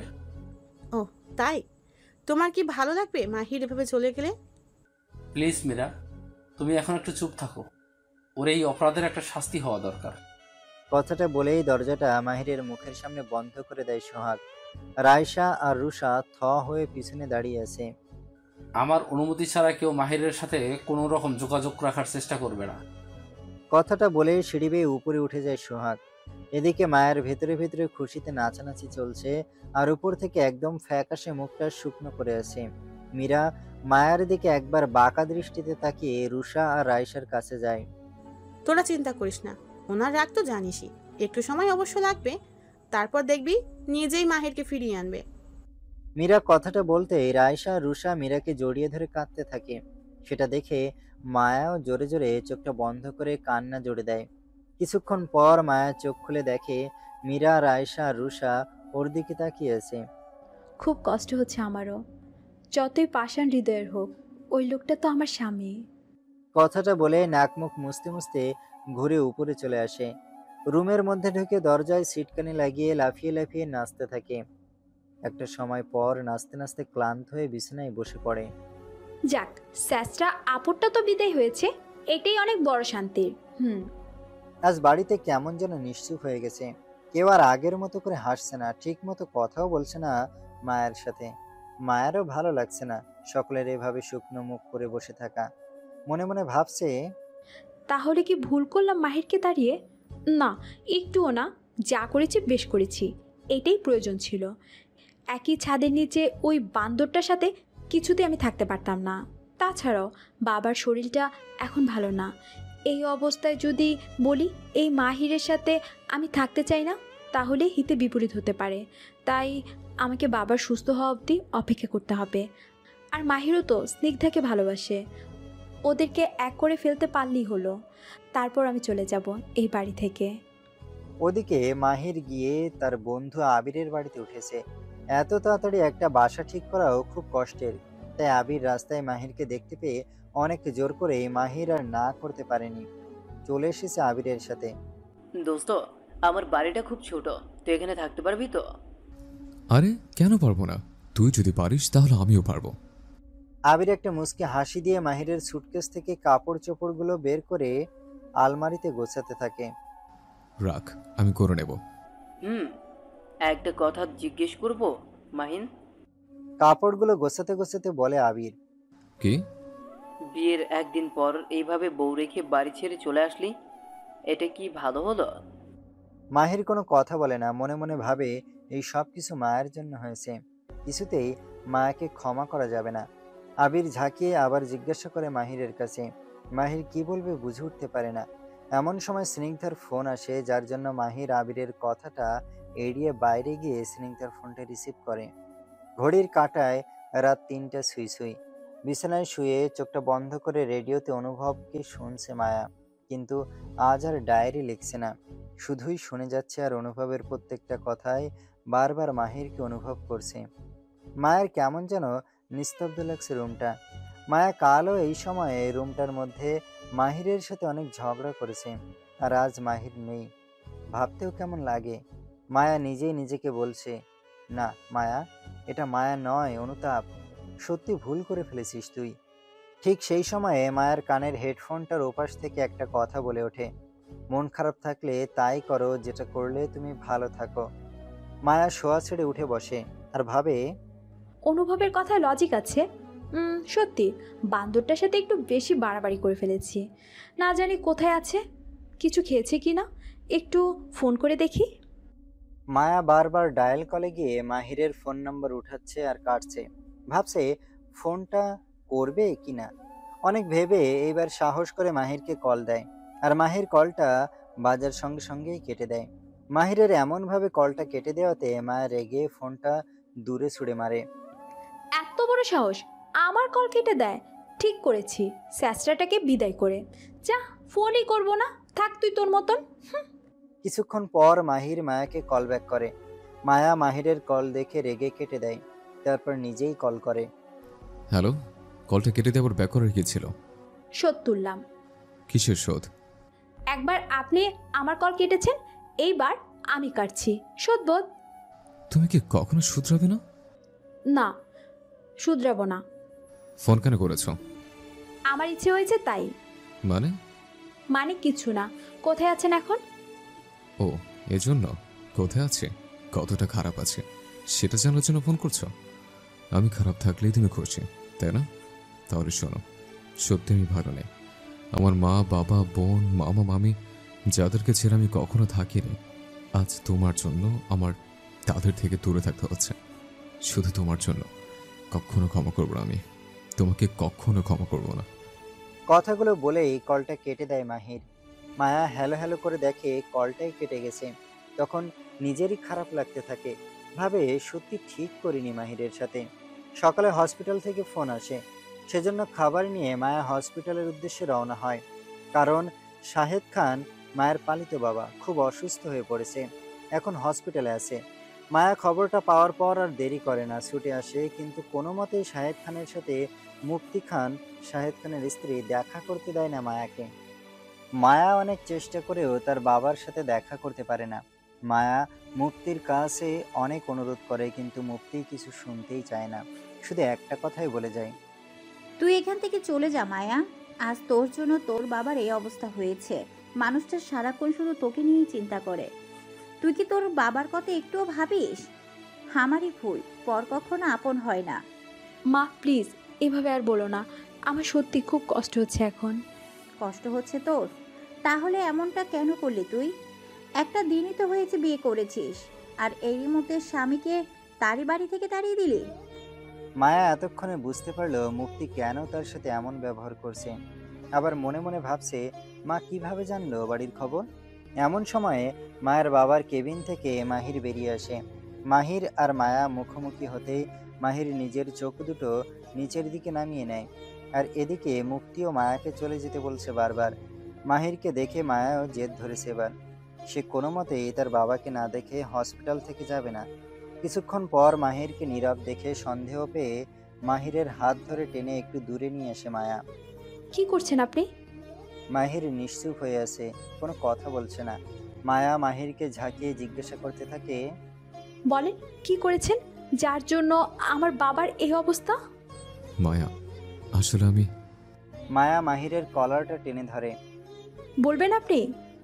মাহির নিজের কলারটি মায়ের হাত থেকে ছাড়িয়ে নেয়, তারপর বলতে শুরু করে, আমি এমন কিছু হোক সেটা জানি মায়া। আমি তো শুধু তোমার বাবা মাকে বোঝাতে গিয়েছিলাম। কি বোঝাতে গিয়েছিলেন ওদেরকে? তুমি অন্য কাউকে ভালোবাসো, আর তার সাথেই তোমাকে আমার বাড়ি থেকে এনে বিয়ে দিয়ে দিতে। তাছাড়াও তোমার জন্য আমি আমার পরিবার থেকে দূরে থাকতে পারবো না।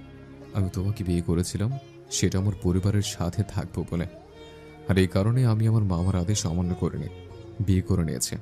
কিন্তু বিশ্বাস করো, আমি চাইনি তোমার বাবা এতটা অসুস্থ হয়ে পড়ুক। মাহিরের কথাগুলো বলা শেষ হতেই মায়া মাহিরকে এক ধাক্কায় দেয়ালের সাথে চেপে ধরে। একটা স্যাসরা, অসহ্যকর, খারাপ লোক কোথাকার! আপনার সাহস কি করে হলো এমনটা করার? আপনাকে আমি মেরেই ফেলবো। মায়া মাহিরের বুকে আর হাতের কবজিতে 4-5টা কিল বসিয়ে দেয়। না, এভাবে আপনার শিক্ষা হবে না। আপনাকে তো আমি... মায়া মাহিরকে ছেড়ে দিয়ে আশেপাশে তাকিয়ে ঘুরে কিছু একটা খুঁজতে থাকে। তারপর সামনে তাকিয়ে এক বালতি চুন দেখতে পায়। মনে হয় হসপিটালের দেয়ালের কাজ চলছে। মায়া বালতিটা উঠিয়েই মাহিরের দিকে বালতি ভর্তি চুন ছুঁড়ে মারে।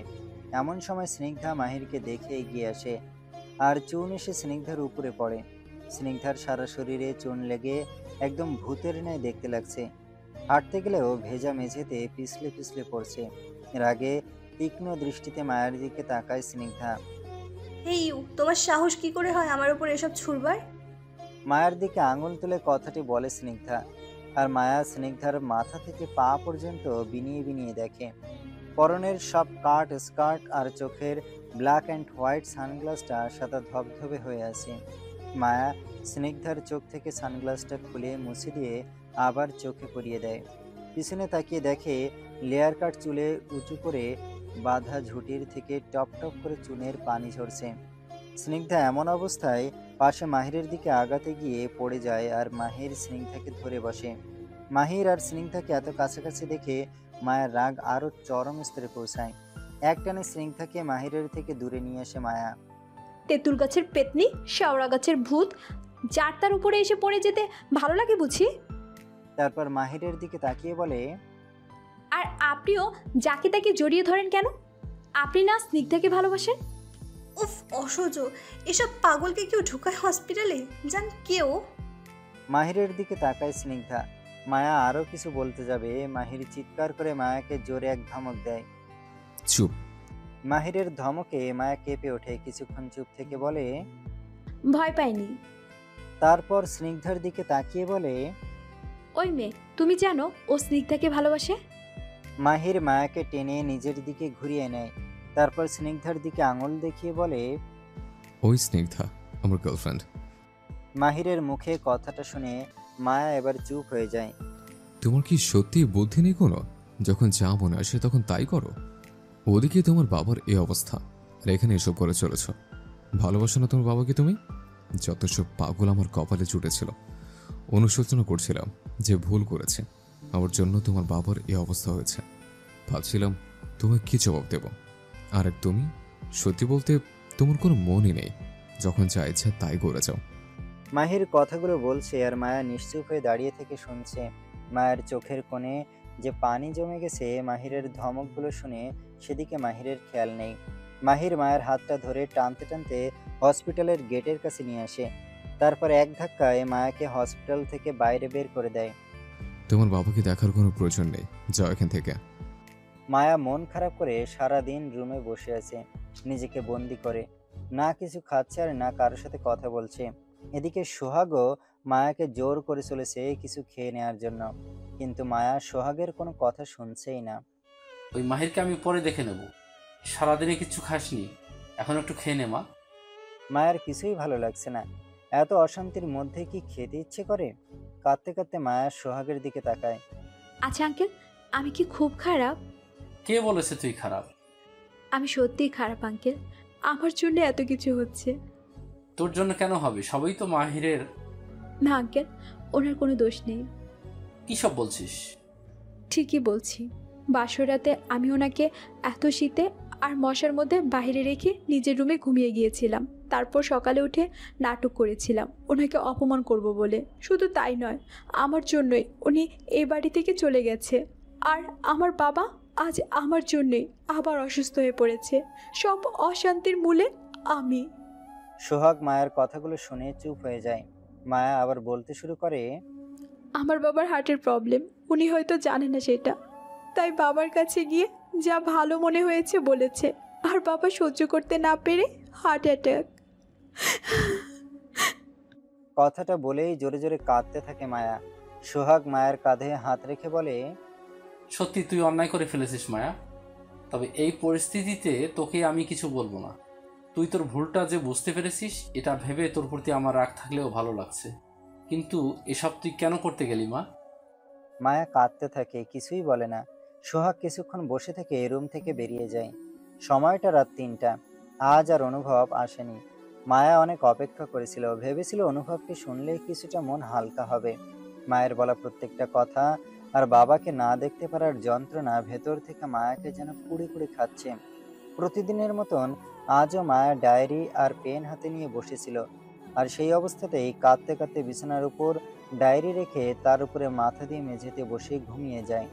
ওদিকে সোহাগ মাহিরের সাথে কথা বলে সব ঠিক করে নেয়।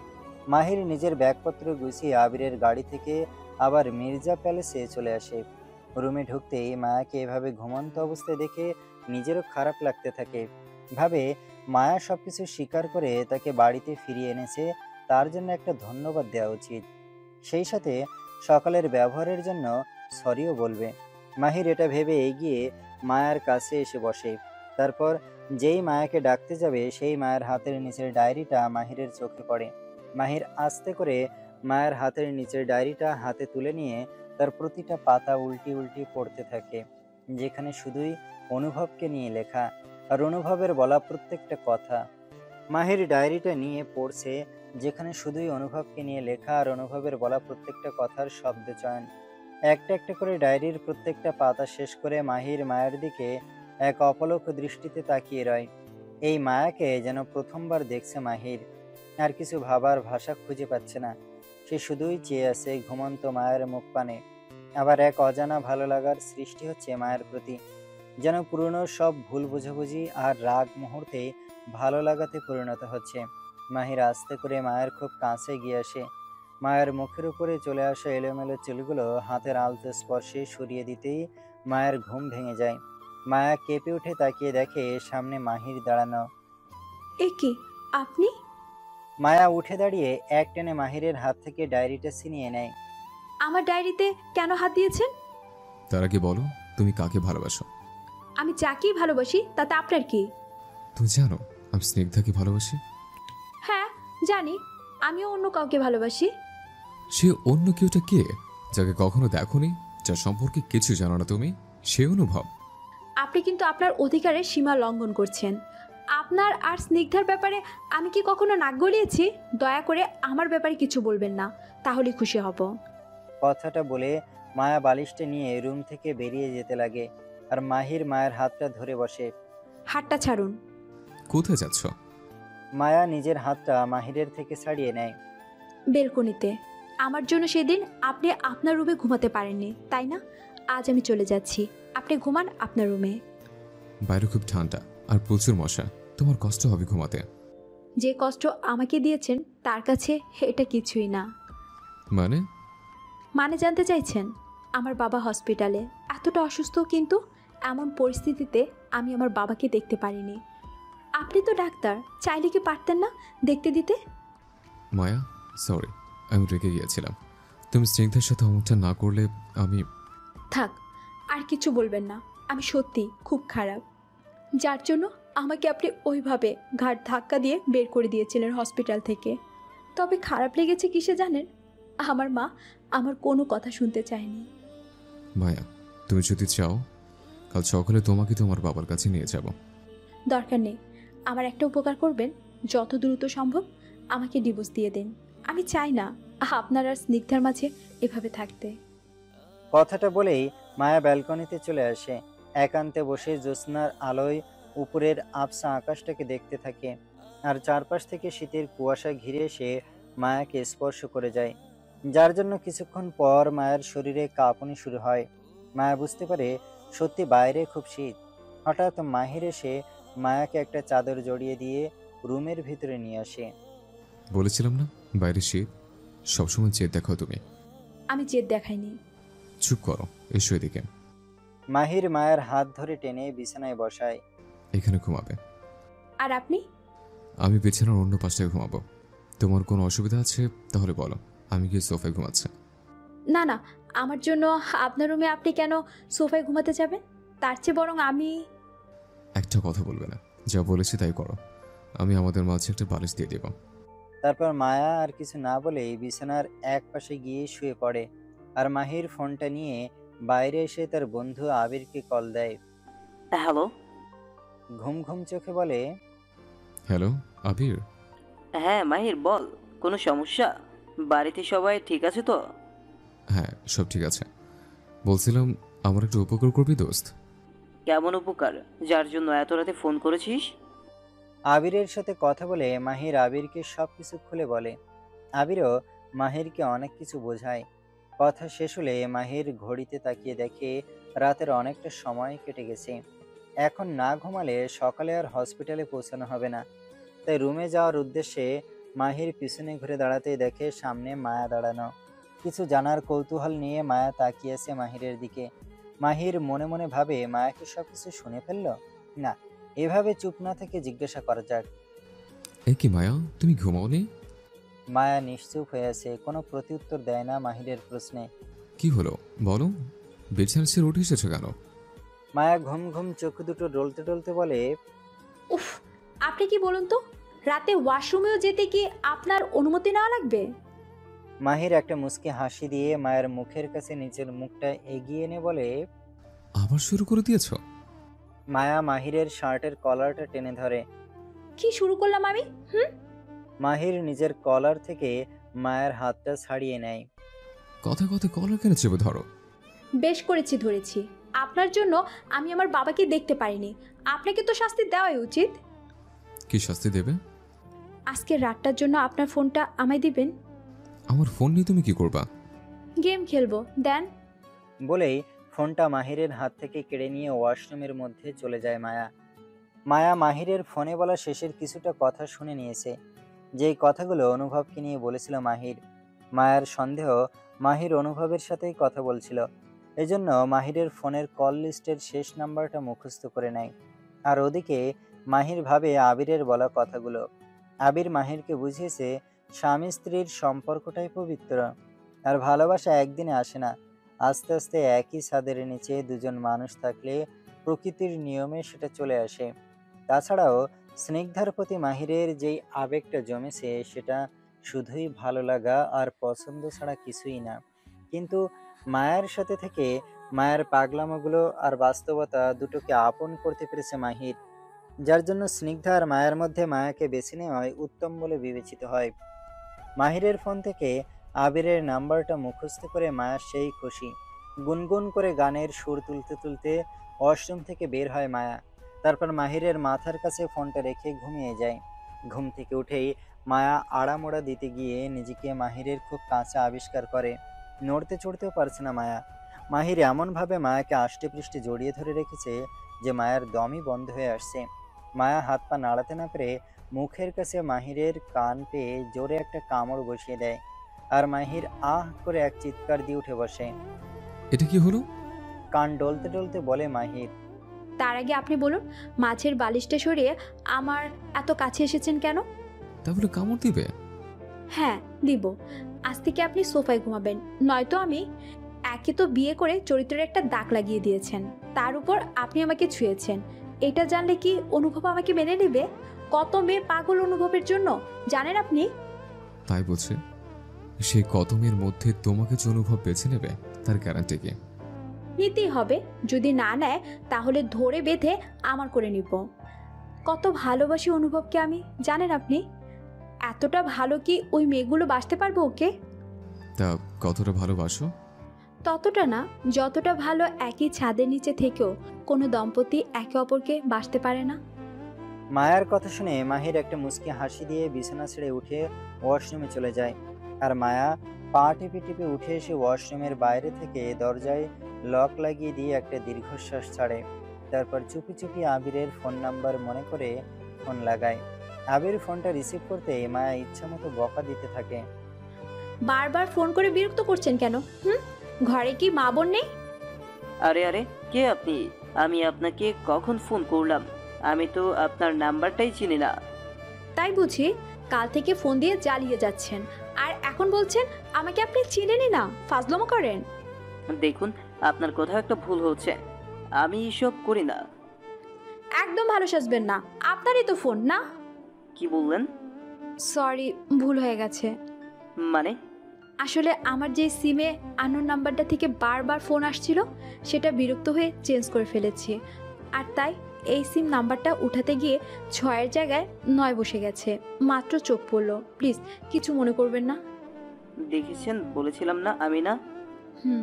সত্যি ভুলটা আমার, তার জন্যই আমি লজ্জিত। না না, ঠিক আছে, আপনি যে ভুলটা বুঝতে পেরেছেন এটাই বেশি। ওদিকে ওয়াশরুমের ভেতর থেকে মাহির দরজায় নক করতে থাকে আর চিৎকার করে জোরে জোরে মায়াকে ডাকে। মায়া ঝটপট আবিরের কলটা কেটে দিয়ে ওয়াশরুমের লকটা খুলে দেয়। কি শুরু করেছেন আপনি? চিৎকার করে সারা বাড়ি শুদ্ধ লোককে জানাবেন নাকি? দরজা কেন লক করেছিলে? আমার ইচ্ছে হয়েছে তাই। কথাটা বলেই মাহিরকে একটা ভেঙচি কেটে চলে যেতে লাগে মায়া। আর মাহির মায়ের হাতটা টেনে ধরে দেয়ালের সাথে চেপে ধরে। তারপর মায়ের মুখের কাছে নিজের মুখটা এগিয়ে আনে তারপর বলে, তুমি সবসময় শুধু মনে যা আসে তাই করো।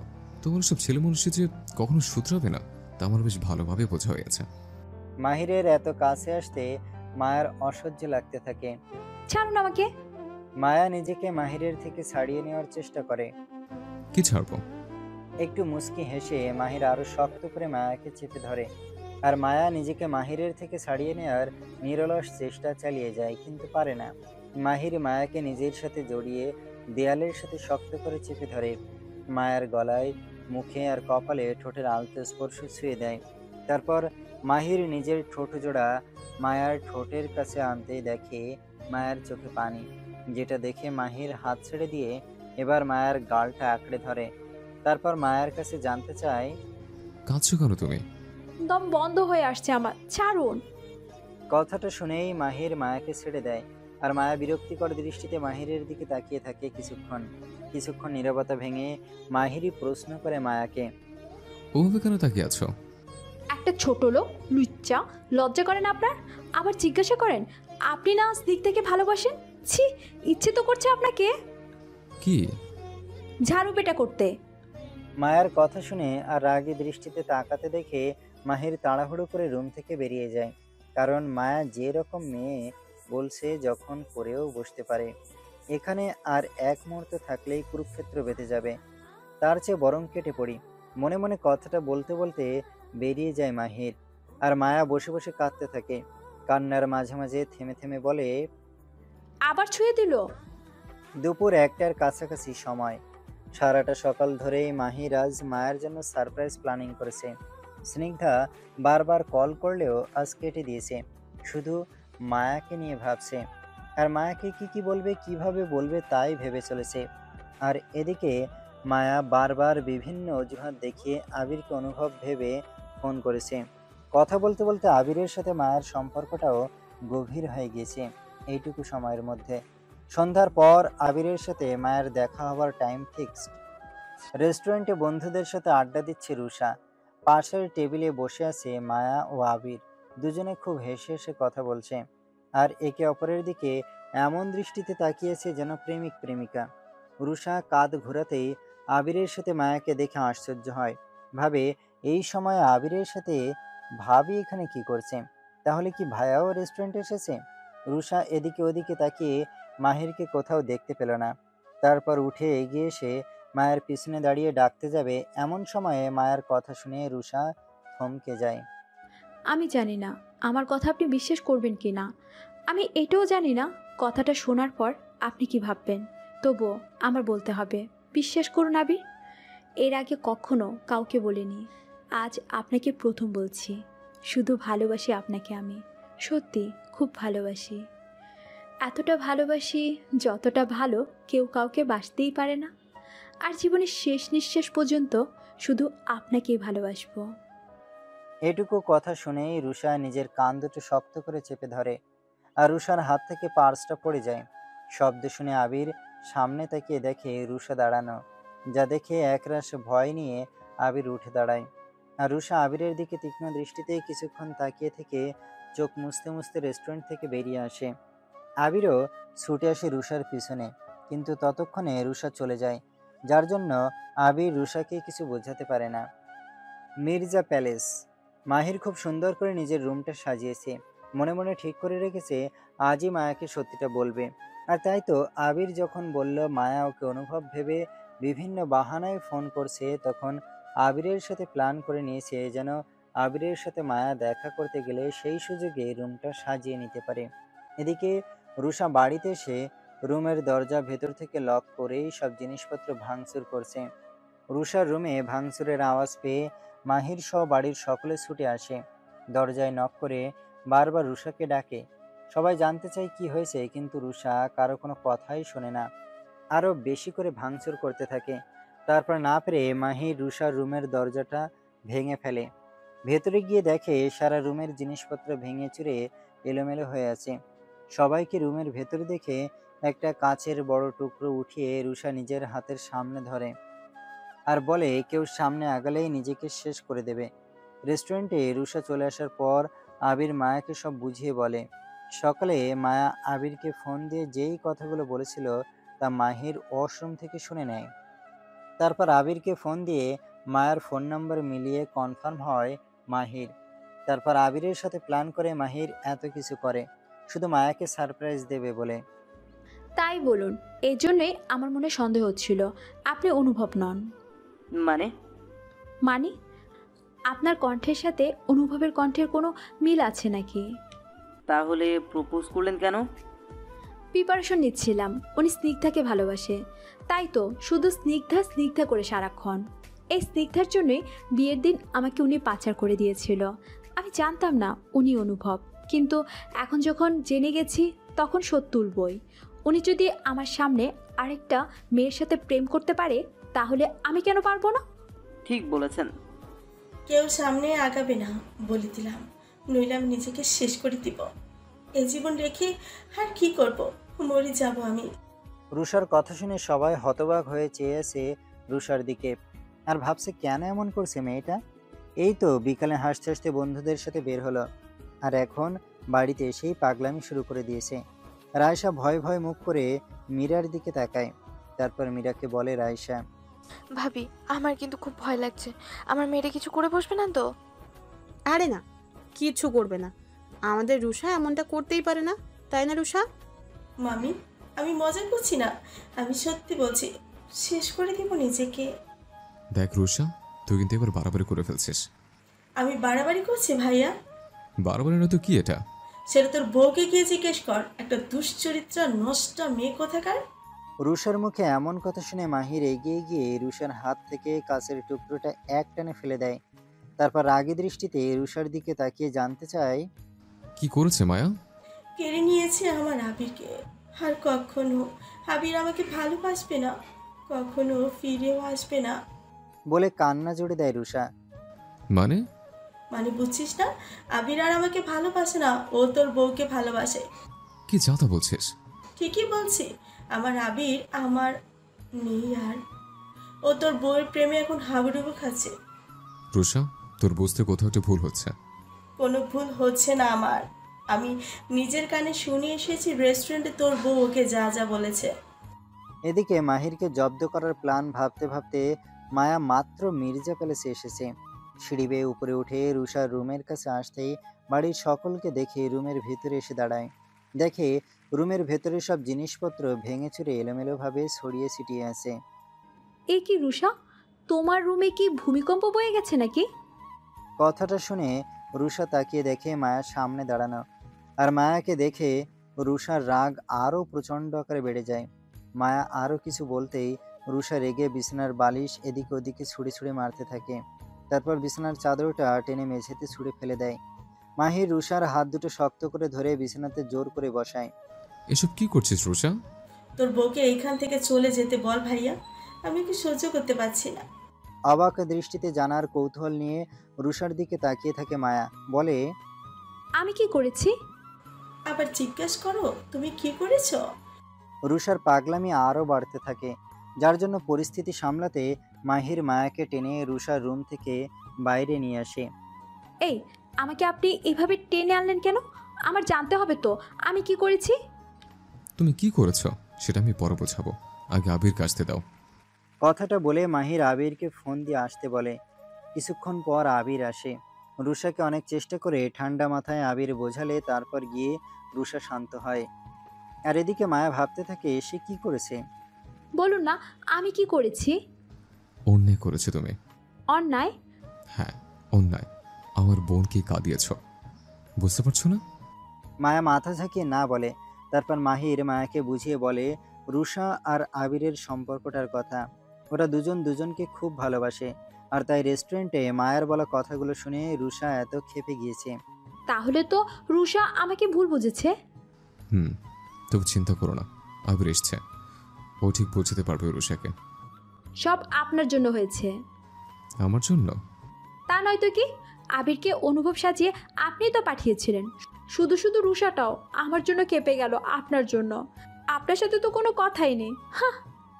বলেই একটা ভেঙচি কেটে মায়া রুমের দিকে যায়, আর মাহির মায়ের পিছনে পিছনে আসে। মায়া ধড়ফড়িয়ে রুমের মধ্যে ঢুকে যায়। অন্ধকার থাকায় রুমটার ভেতরের কিচ্ছু ঠিকমতো দেখতে পায় না।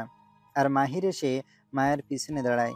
মায়া মাহিরকে পিছনে অনুভব করতে পেরে হাতের কনুই দিয়ে মাহিরের পেটে দেয় এক ঘা। আহ মায়া, কি মায়া, রুমটা অন্ধকার করে রেখেছেন কেন?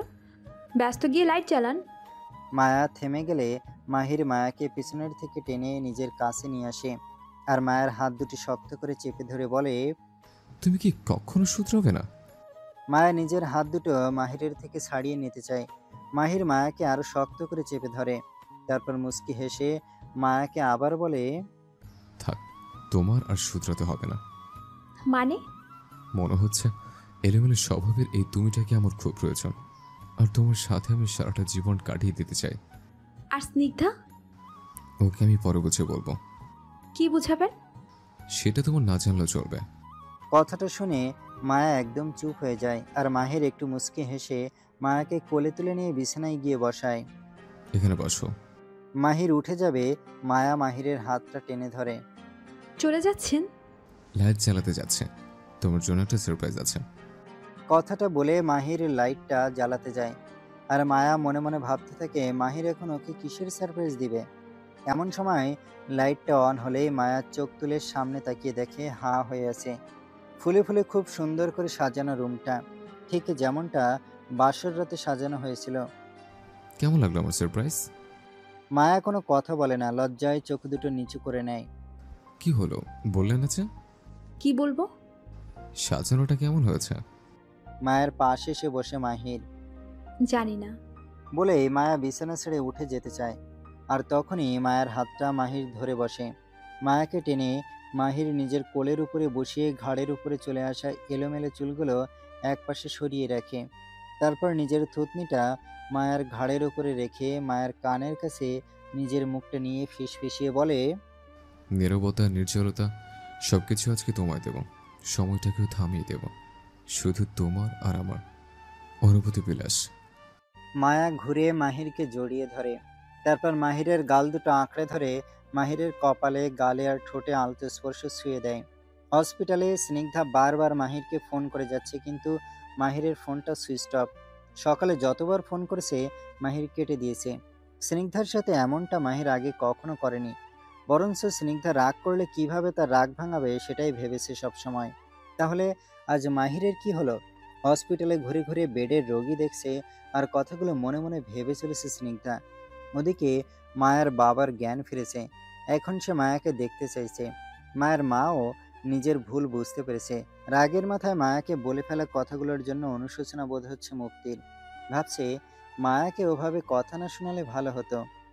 মাহির মায়াকে ছেড়ে দিয়ে মায়ের গলার কাছে এসে চেইনটা টেনে ধরে, তারপর চেইনের সাথে ঝুলে থাকা লকেটটা দেখে অবাক দৃষ্টিতে তাকায়। কি হলো? মায়া, বলুন। এই লকেটটা তুমি কোথায় পেয়েছো? বাবা মা হয়তো ছোটবেলায় দিয়েছিল। কেন বলুন তো? এসো, তাই বলছে। বলে মায়ের হাতটা ধরে টানতে থাকে মাহির। আরে আরে, কোথায় যাব? মাহির মায়ের কপালে একটা চুমু এঁকে দেয়, মায়াকে কোলে তুলে নেয়। তারপর মায়াকে নিয়ে নিচে এসে চিৎকার করে বাড়ির সকলকে ডাকতে থাকে। মেরা মা, মা, বাবা, মামা, তোমরা কে কোথায় আছো? তাড়াতাড়ি আসো।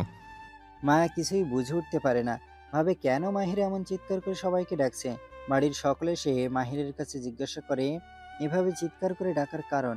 তখন মাহির সবাইকে লকেটটা দেখায়, যা দেখে সকলের চোখে পানি চলে আসে। ভাবি, এই লকেটটা তো আমি আমাদের ছোট্ট মায়ের জন্মদিনে ওকে পরিয়ে দিয়েছিলাম। মায়াকে উদ্দেশ্য করে বলে রাইসা, হ্যাঁ, এটা তো সেই লকেট। তাহলে এই মায়াই আমার মেয়ে, আমার ছোট্ট মায়া তুই? মীরা এগিয়ে মায়ের কাছে এসে মায়ের মুখটা ধরে কাঁদে, আর মায়া অবাক দৃষ্টিতে মীরাকে দেখে যায়। তারপর জানতে চায়, মীরা আন্টি, আপনি এভাবে কাঁদছেন কেন? একটা দেব, মাকে আন্টি বলবি তুই? মা? হ্যাঁ মা, তুই আমার মেয়ে মায়া। এই লকেটটা দেখেছিস? এটা তোর জন্মদিনে রাইসা তোকে পরিয়ে দিয়েছিল, আর ওই দিনই আমরা সকলে মিলে মেলায় গিয়েছিলাম। সেদিন ভিড়ের মধ্যে হারিয়ে ফেলি তোকে আমরা। হ্যাঁ, তারপর আমরা তোকে অনেক খুঁজেছি, কিন্তু পাইনি রে মা। তার মানে ভালো আঙ্কেল আর তুমি আমার আসল বাবা মা? বলেই মীরা জড়িয়ে ধরে মায়াকে, আর সোহাগ পাশে দাঁড়িয়ে চোখের পানি মুছতে থাকে। যেটা দেখে মীরা ইশারা করে বলে, বাবার কাছে যা। মায়া এবার সোহাগের কাছে গিয়ে সোহাগকে ডাকে। বাবা। বাবা ডাকটা শুনে সোহাগের এত বছর ধরে বুকের মাঝে জমানো কষ্টগুলো হালকা হতে থাকে। মেয়েকে হারিয়ে ফেলার পরে শূন্য হয়ে যাওয়া বুকটা আজ ভরে ওঠে। মায়াকে বুকে নিয়ে কেঁদে মনটা হালকা করে সোহাগ। তারপর পিছনে ঘুরে তাকিয়ে দেখে দরজার কাছে শাহেদ খান ও মুফতি খান দাঁড়ানো। তাহলে তুই তোর বাবা মাকে পেয়ে গেলি মায়া? বাবা? না, ওই সোহাগ মির্জাই তোর বাবা। আমি তোর কেউ না মায়া। আমি তো তোকে শুধু বড় করেছি। এসব কি বলছো বাবা? ঠিকই বলছি। তোকে যখন আমরা মেলাতে পাই তখন তুই খুব ছোট ছিলি, নিজের নামটা ছাড়া আর কিছুই বলতে পারতি না। তা আমরা তোকে সেদিন তোর পরিবারের কাছে পৌঁছে দিতে পারিনি, তবে নিজের মেয়ের মতন করে বড় করেছি। আজ যখন তুই তোর বাবা মাকে পেয়েছিস তখন আমার দায়িত্ব শেষ। চলো মুফতি। শাহেদ খানকে থামিয়ে মুফতি মায়ার কাছে এগিয়ে এসে বলে, কাল তোকে রেগে অনেক কিছু বলে ফেলেছি, তাই মন মানছিল না আমার। এই জন্য তোর বাবা সুস্থ হতেই ছুটে আসলাম দুজনে। এখন তো তুই তোর বাবা মাকে পেয়ে গেছিস, আমাদের কি ভুলে যাবি মায়া? মায়া চুপ করে কাঁদতে থাকে। মুফতি আবার বলে, আমি জানি তোকে আমি খুব অপমান করি, রেগে গেলে বারবার মনে করিয়ে দিই তুই আমাদের কেউ না। আর তাই আজ তোর কাছে ক্ষমা চাচ্ছি, পারলে ক্ষমা করে দিস মা। তবুও আমাকে মা ডাকা ছেড়ে দিস না। মায়া এবার মুফতিকে জাপটে ধরে কাঁদতে থাকে। তুমি ভাবলে কি করে মা যে আমি তোমায় মা বলে ডাকবো না? আবার তো এখন 3টা মা হলো, তুমি, মীরা মা আর রাইসা মা। মায়ার কথা শুনে সবাই হেসে দেয়। এমন সময় হুট করে কোথা থেকে যেন স্নিগ্ধা চলে আসে। ছুটে এসেই মাহিরের সামনে দাঁড়ায়। তারপর বলে, এ কি জান, তোমাকে আমি আজ কতবার ফোন দিয়েছি খেয়াল আছে? সকালে তো কেটে দিচ্ছিলে, এখন আবার সুইচ অফ করে রেখেছো। জান আমার কতটা চিন্তা হচ্ছিল, তার উপর আজ হসপিটালেও যাওনি কেন? স্নিগ্ধার এমন কথা শুনে সবাই মাহির আর স্নিগ্ধার দিকে তাকিয়ে থাকে, আর মাহির মায়ের দিকে। মায়া এসে টেনে স্নিগ্ধাকে নিজের দিকে ঘুরিয়ে নেয়। কাকে জান জান বলছো তুমি? ও আমার স্বামী। মায়া তুমি? চুপ, একটা কথাও বলবেন না আপনি।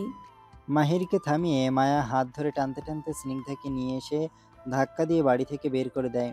তারপর স্নিগ্ধার মুখের উপর দরজাটা বন্ধ করে দম ছেড়ে দাঁড়ায়। স্নিগ্ধা দরজাটায় লাথি গুতা কিল বসাতে থাকে, আর মায়া এপাশ থেকে স্নিগ্ধাকে চলে যেতে বলে আস্তে করে মাহিরের হাতটা ধরে রুমে নিয়ে যায়। বাড়ির সকলে মায়ের কর্মকাণ্ড দেখে চুপ হয়ে যায় আর চিন্তা করে স্নিগ্ধাটা আবার কে। কিন্তু মায়া কাউকেই কিছু বলার সুযোগ দেয় না। মায়া টানতে টানতে মাহিরকে রুমে নিয়ে যায়। আসুন আমার সাথে আপনি। মাহিরকে রুমে নিয়ে গিয়ে খুব শব্দ করে দরজাটা ভেতর থেকে বন্ধ করে দেয়, যা দেখে বাড়ির সবাই বিস্মিত, ভাবে মায়া এমন কেন করছে। মায়া, কি হয়েছে তোমার? আবার জিজ্ঞাসা করছেন? মাহির একদম চুপ। কিছুক্ষণ মাহির কথা না বলায় মায়া রেগে যায়। রেগে হাতের কনুই দিয়ে মাহিরের পেটে দেয় এক ঘাপ। আউচ, লাগলো তো? লাগুক।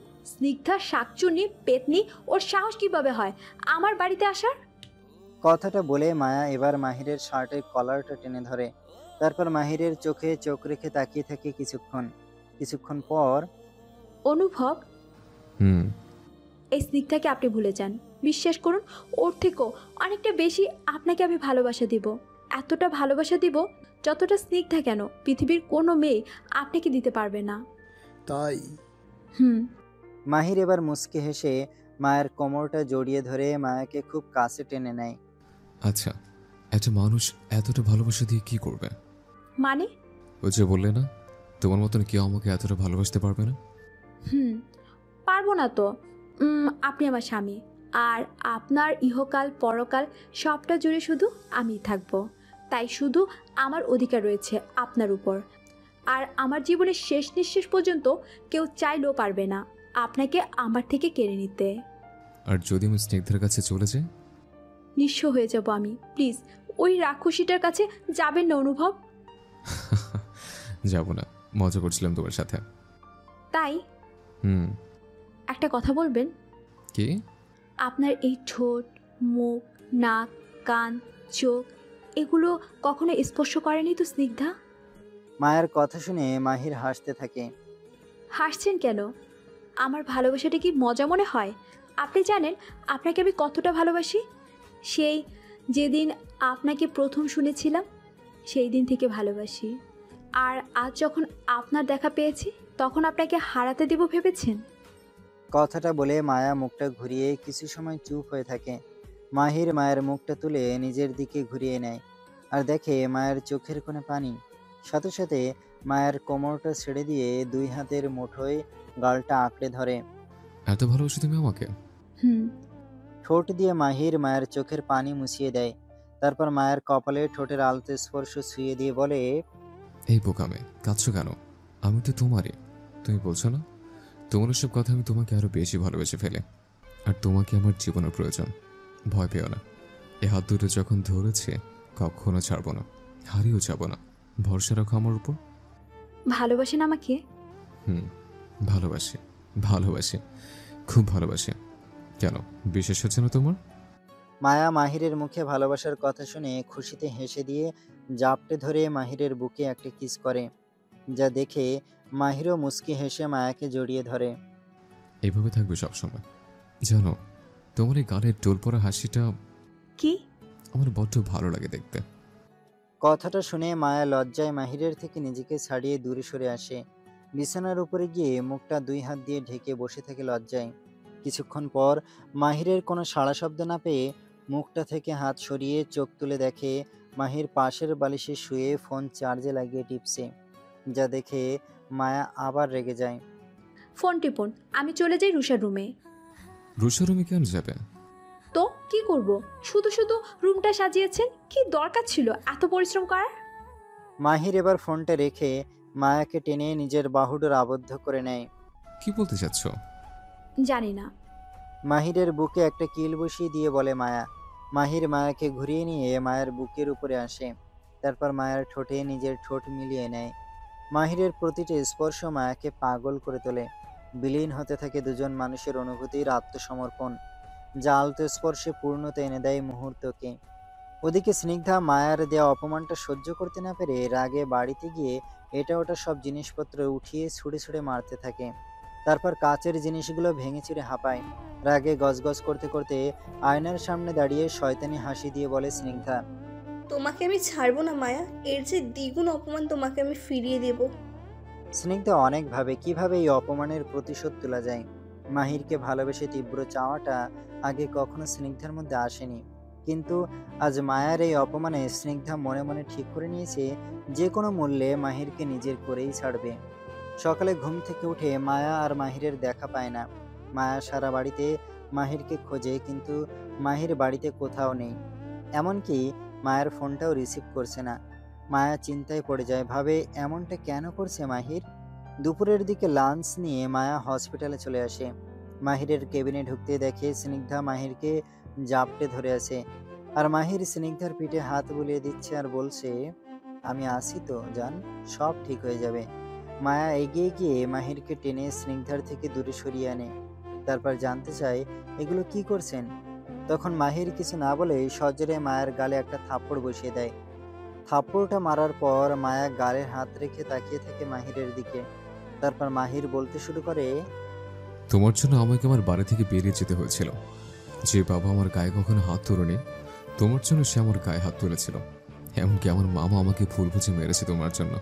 অনেক অপমান করেছে তুমি আমাকে, আর তাই তোমার থেকে সেসব অপমানের শোধ তুললাম মাত্র একটা দিন তোমাকে ভালোবাসার নাটক করে। মাহির কথাটা বলে মায়ের দিক থেকে মুখটা ঘুরিয়ে নিয়ে স্নিগ্ধার পাশে এসে হাতটা ধরে দাঁড়ায়। আর মায়া থ হয়ে মাহিরের মুখের দিকে তাকিয়ে থাকে। কিছু বুঝতে পারে না মায়া। মাহির আবার বলে, যত দ্রুত সম্ভব তোমাকে আমি ডিভোর্স দিয়ে স্নিগ্ধাকে বিয়ে করব। এবার মায়ার রাগ হতে থাকে। এগিয়ে এসে মাহিরের শার্টের কলারটা টেনে ধরে। ফাজলামো মারছেন? মানে বুঝছেন না? আমাকে মেরেছেন, তাতে আমার কোনো দুঃখ নেই, কিন্তু আপনি এটা কিভাবে বললেন যে আমাকে ভালোবাসেন না? মাহির মায়ের থেকে শার্টের কলারটা ছাড়িয়ে নিয়ে মায়াকে একটা ধাক্কা দিয়ে দূরে ছুঁড়ে ফেলে দেয়। তারপর বলে, না, ভালোবাসি না। একটা সাদামাটা আনস্মার্ট খ্যাত তুমি। নিজের দিকে কখনো তাকিয়ে দেখেছ? আর স্নিগ্ধাকে দেখো, কখনো পারবে ওর মতো হতে? কি যোগ্যতা আছে তোমার? তাছাড়া কতটুকু জানি তোমাকে আমি? মাত্র 2 দিনে তো হয়েছে আমাদের বিয়ের। আর স্নিগ্ধাকে তো আমি কলেজ লাইফ থেকে ভালোবেসে এসেছি। এতদিনের ভালোবাসা মাত্র 2 দিন আমি ভুলে যাব, এটা তোমার মনে হয়? তাহলে কাল রাতে যেসব কথা বলেছিলেন সেগুলো? তুমি আসলে একটা বোকা মেয়ে। আমি একজন আর্চে, শুধু তুমি কেন, কত মেয়ে আমাকে শুনে ভালোবাসি বলে তা জানো তুমি? আমিও তাদেরকে খুশি করার জন্য ভালোবাসি বলি। তার মানে তো এই না যে আমি তাদের সবাইকে নিয়ে সংসার করব। অনুভব, এসব কি বলছেন আপনি? কেন, ভালো লাগছে না শুনতে? ভালো না লাগলে চলে যাও। আমি এখন একটু স্নিগ্ধের সাথে সময় কাটাবো, তাই না জান? স্নিগ্ধার দিকে তাকিয়ে বলে, হ্যাঁ জান, তোমার যদি কোনো অসুবিধা না থাকে তাহলে ওকে আমি ঘাড় ধাক্কা দিয়ে এই হসপিটাল থেকে বের করে দিতে চাই। হ্যাঁ অবশ্যই, এর জন্য অনুমতি নেওয়া লাগে। থ্যাঙ্কস জান। বলে খুশিতে লাফাতে লাফাতে এসে স্নিগ্ধা মায়ের হাতটা ধরতে যায় আর মায়া স্নিগ্ধাকে থামিয়ে দেয়। তার কোনো প্রয়োজন নেই, আমি চলে যাচ্ছি স্নিগ্ধা।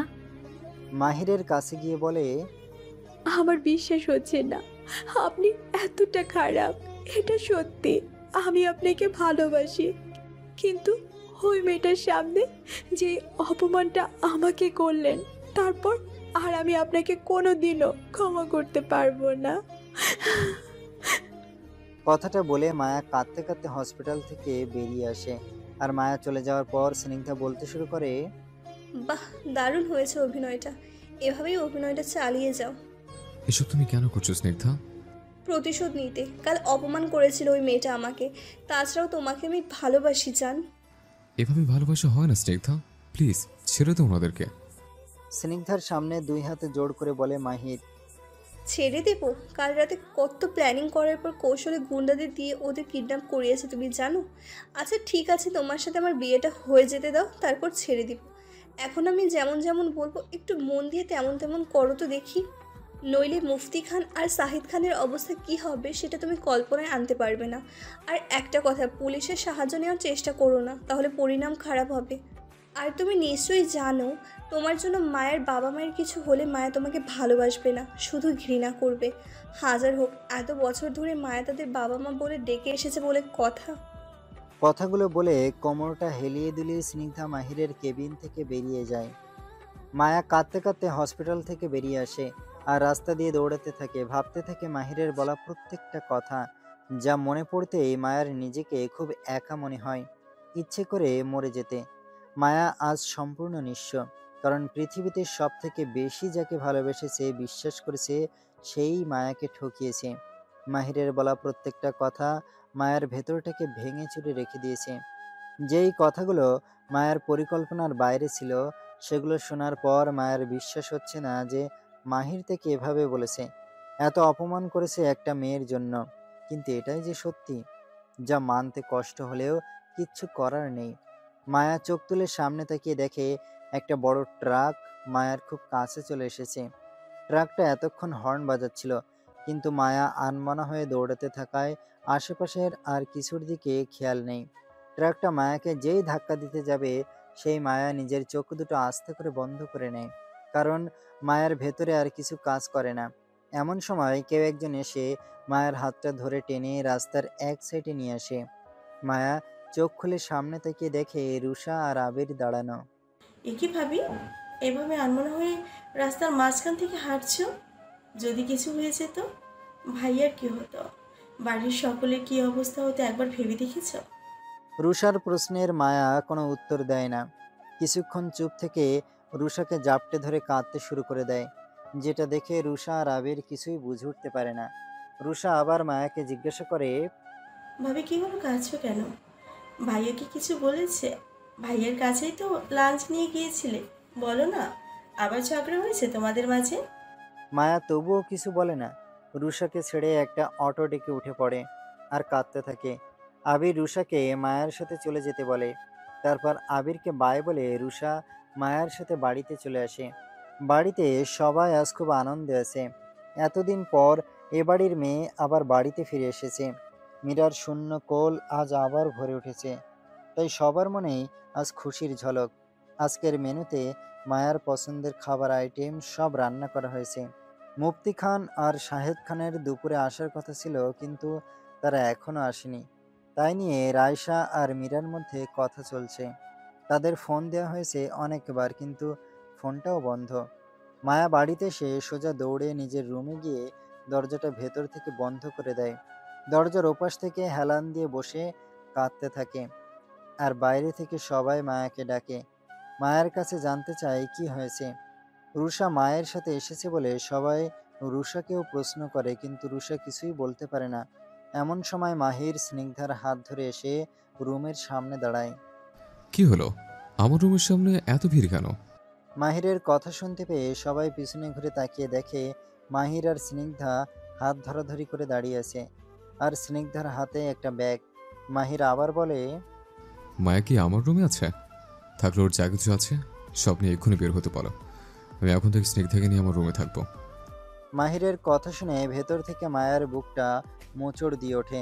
ভাবে অনুভব এতটা নিচে নেমে গেছে যে স্নিগ্ধার সাথে একই রুমে থাকবে। মীরা এসে ঠাস করে একটা থাপ্পড় বসিয়ে দেয় মাহিরের গালে। লজ্জা করছে না তোর এমন কথা বলতে? এই জন্য বুঝি আমার মেয়েটা এত কষ্ট পাচ্ছে। ছি মাহি, ছি। তোকে না আমি কোলে পিঠে করে মানুষ করেছি, এই শিক্ষা দিয়েছি তোকে আমি? এভাবে বড়দের সামনে বলতে তোর মুখে কি একটু আটকালো না? না, আজকায়নি। মায়া তোমার মেয়ে, তাই তুমি এমন কথা বলছো। তোমার খারাপ লাগতেই পারে, কিন্তু আমি পারি না ওর সাথে এক মুহূর্ত থাকতে। আমি স্নিগ্ধাকে ভালোবাসি। খুব শীঘ্রই মায়াকে আমি ডিভোর্স দিয়ে স্নিগ্ধাকে বিয়ে করব। মীরা মাহিরের গালে আরেকটা চড় মারে, তারপর বলে, মায়া যদি আমার মেয়ে নাও হতো তবুও তোকে আমি এভাবে মারতাম, তোকে শাসন করে বোঝাতাম। তুই ভুল করছিস মাহির, এখনো সময় আছে বাবা, ফিরে আয় এই ভুল পথ থেকে। কোনো ভুল করছি না আমি। তোমাদের যদি ভুল মনে হয় তাহলে তাই। আমার যা ইচ্ছা আমি তাই করব। মানতে হয় মানো, নয়তো আমি স্নিগ্ধাকে নিয়ে বাড়ি থেকে চলে যাচ্ছি। কথাটা বলে স্নিগ্ধার হাত ধরে টেনে নিয়ে যেতে লাগে মাহির। আর স্নিগ্ধা মনে মনে বলে, মাহির যেন বাড়ি ছেড়ে ওকে নিয়ে না যায়, কারণ চলে গেলে তো মায়ার প্রতি অপমানের প্রতিশোধ নেওয়া হবে না। এমন সময় মায়া রুম থেকে বেরিয়ে এসে মাহিরকে পিছনের থেকে ডাকে। দাঁড়ান অনুভব। মায়ার ডাকে স্নিগ্ধা আর মাহির পিছনে ঘুরে দাঁড়ায়। দেখে মায়ের হাতে একটা ব্যাগ। আমি এই রুমে থাকবো না। দেখুন, আমার সব জিনিসপত্র নিয়ে বেরিয়ে এসেছি। আপনি তবুও বাড়ি ছেড়ে যাবেন না। যান, আপনার রুমে স্নিগ্ধাকে নিয়ে যান। মায়ের এমন কথায় মাহিরের রাগ হতে থাকে। ভাবে, চলেই তো যাচ্ছিলাম, কেন ডাকলে তুমি মায়া? স্নিগ্ধা যে বাড়িতে থাকলে তোমাকে খুব অপমান করবে। আমি পারবো না সেটা দেখতে, কিন্তু আমার কাছে যে আর কোনো উপায় নেই। তোমার বাবা মাকে স্নিগ্ধার কবল থেকে বাঁচাতে আমাকে এই নাটকটুকুই করতে হবে। তার জন্য বাড়ির সকলের কাছে নিচে নামতে হলে হব। তবু প্লিজ তুমি আমাকে ভুল বুঝো না। মায়া এগিয়ে এসে মাহিরের সামনে দাঁড়ায়, তারপর বলে, আপনি আমাকে একটু ভালোবাসেন না। কাল যা কিছু হয়েছে সবটা আপনার অভিনয় ছিল। ঠিক আছে, আমি আপনার রুম থেকে চলে এসেছি। এই দেখুন, আপনার জীবন থেকে চলে যাব, মরে যাব আমি, তবু কখনো বলবো না আমাকে ভালোবাসুন। মায়ের মুখে মরে যাওয়ার কথাটা শুনে মাহিরের কষ্ট হতে থাকে, কিন্তু স্নিগ্ধার সামনে কিছু বলতে পারে না মাহির। মায়া আবার বলে, বিশ্বাস করুন অনুভব, আমি সত্যি আপনাকে ভালোবাসি। আর এতটা ভালোবাসি যে এখন আপনাকে না দেখেও থাকতে পারবো না। আপনি এই বাড়িতেই থাকুন, স্নিগ্ধার সাথে থাকুন। আমি না হয় রুষার রুমে চলে যাচ্ছি, কিন্তু ডিভোর্সের কথা আমাকে বলবেন না। আপনি চাইলে স্নিগ্ধাকে বিয়ে করে ওর সাথে সংসার করুন, কিন্তু আমি মরে গেলেও আপনাকে ডিভোর্স দিতে পারবো না।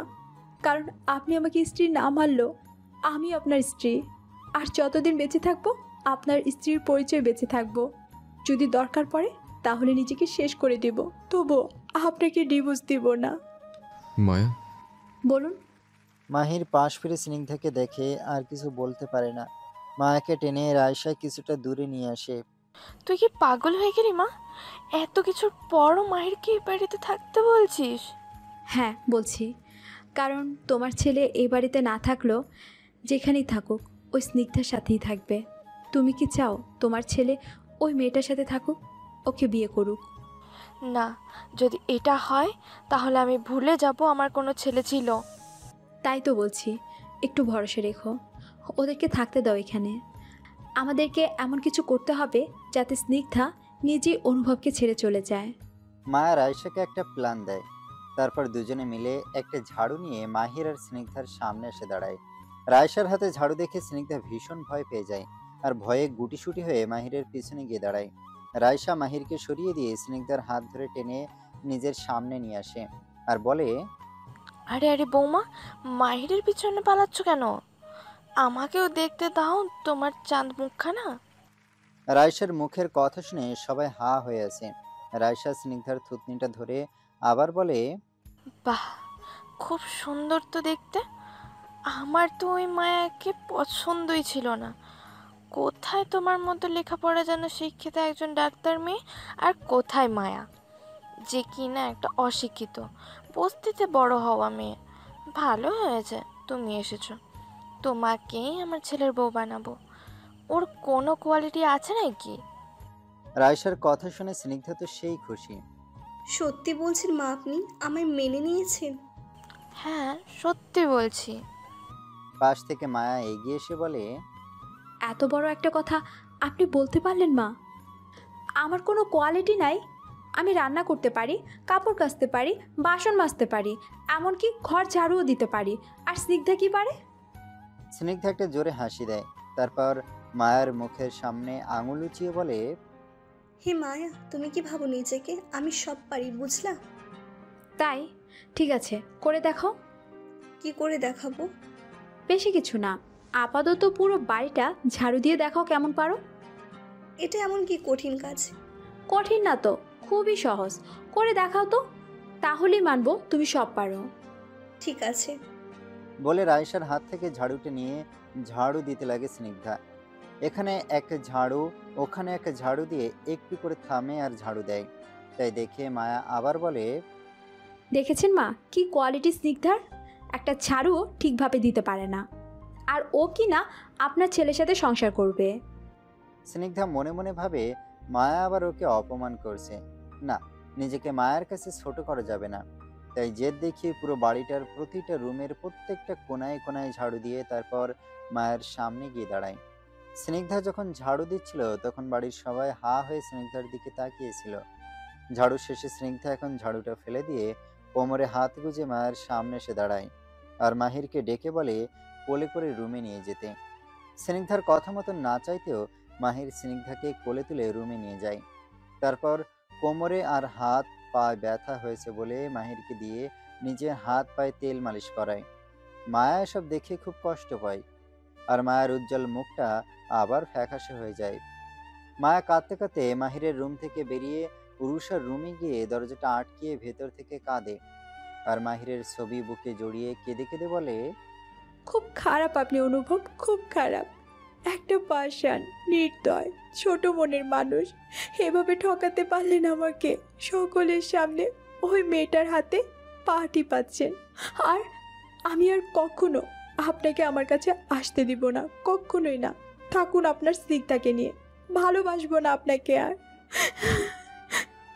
মায়া সারাদিন রুমে বসে আছে আর কাঁদছে, কারোর সাথে কথা বলছে না, কিছু খাচ্ছেও না। মায়া যে না খেয়ে বসে আছে এই খবরটা মাহিরের কানেও গিয়েছে, কিন্তু স্নিগ্ধার কারণে মাহির কিচ্ছু করতে পারছে না। স্নিগ্ধা মাহিরকে 1 মিনিটের জন্য ছাড়ছে না। রাতে যখন স্নিগ্ধা ঘুমিয়ে পড়ে তখন মাহির সুযোগ পেয়ে চুপি চুপি রুষার রুমে যায়।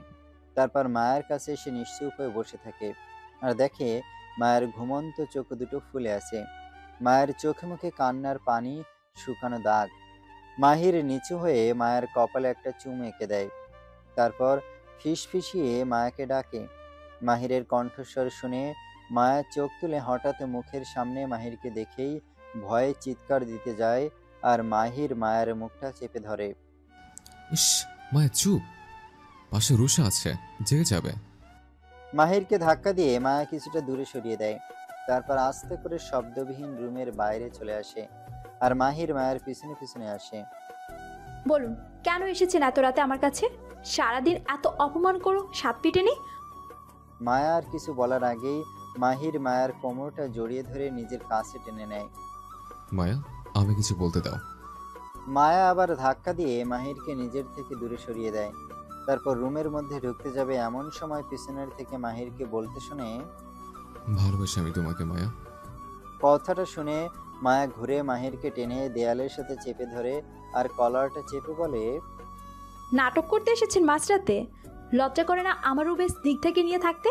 এখন স্নিগ্ধা ঘুমিয়ে গেছে বলে আমার কাছে এসেছেন। ছি, সকলের সামনে আপনি ওর হাত পায়ে তেল মালিশ করিয়ে দিলেন। এই হাত দিয়ে আপনি আর কখনো আমাকে স্পর্শ করবেন না। মায়া প্লিজ আমার কথা তো শোনো। কি শোনাবেন আপনি আমায়? আপনার তো চরিত্র ভালো না। সামান্য একটা শোধ তুলতে আপনি এভাবে কাল রাতে আমার সাথে অভিনয় করলেন। মানুষ এতটা নীচ হয় সেটা আপনাকে না দেখলে বুঝতামই না। অনেক বলেছো তুমি, এভাবে তোমাকে বোঝানো যাবে না, আসো আমার সাথে। বলে মায়াকে টানতে টানতে মাহির নিজের রুমের কাছে নিয়ে যায়। তারপর মায়াকে বাইরে দাঁড় করিয়ে স্নিগ্ধার ফোনটা ভেতর থেকে লুকিয়ে নিয়ে আসে। তারপর একটা ভিডিও বের করে মায়ের সামনে ধরে। ভিডিওটা দেখো, বুঝতে পারবে আমি কেন এমন করেছি। মায়া চোখ তুলে তাকিয়ে দেখে একটা হিন্দি গানের ভিডিও চলছে। মায়ের রাগ আরো বেড়ে যায়। মায়া আবার মাহিরের শার্টের কলারটা টেনে ধরে। তারপর মাহিরকে মনে যা আসে তাই শুনিয়ে দিয়ে চলে যায়। আর মায়া চলে যাওয়ার পর মাহির ভাবতে থাকে মায়া আবার থেকে ভুল বুঝেছে, কিন্তু ভিডিওটা গেল কোথায়। ভাবতে ভাবতে পিছনে ঘুরে রুমে ঢুকে দেখে স্নিগ্ধা জেগে আছে আর বিছানার উপর বসে শয়তানি হাসি হাসছে। মাহিরের এবার বুঝতে বাকি থাকলো না স্নিগ্ধায় মায়ের বাবা মাকে বন্দি করে রাখার ভিডিওটা ডিলিট করে দিয়েছে। মায়া কাঁদতে কাঁদতে রুশের রুমে চলে আসে। তারপর দরজাটা বন্ধ করে মেঝেতে বসে পড়ে। মায়া অনেকক্ষণ মুখ টিপে নিঃশব্দে বসে কাঁদে আর ভাবে, এতটা নিচু মনের কাউকে কিভাবে ভালোবাসলাম। এত রাতে ঠাট্টা করতে এসেছিল আমার সাথে, মজা বানিয়ে রেখেছে অনুভব আমার জীবনটাকে, কিন্তু আর না। মায়া পারছে না আর এত অপমান সহ্য করতে। তাই মায়া চলে যাবে এই বাড়ি ছেড়ে, সবাইকে ছেড়ে অনেক দূরে। থাকুক অনুভব তার স্নিগ্ধাকে নিয়ে। এখানে থাকলে চোখের সামনে স্নিগ্ধাকে অনুভবের সাথে দেখলে মায়া আরো কষ্ট পাবে। তার চেয়ে বরং দূর থেকেই ভালোবাসবে, যেমনটা আগে ভালোবাসতো।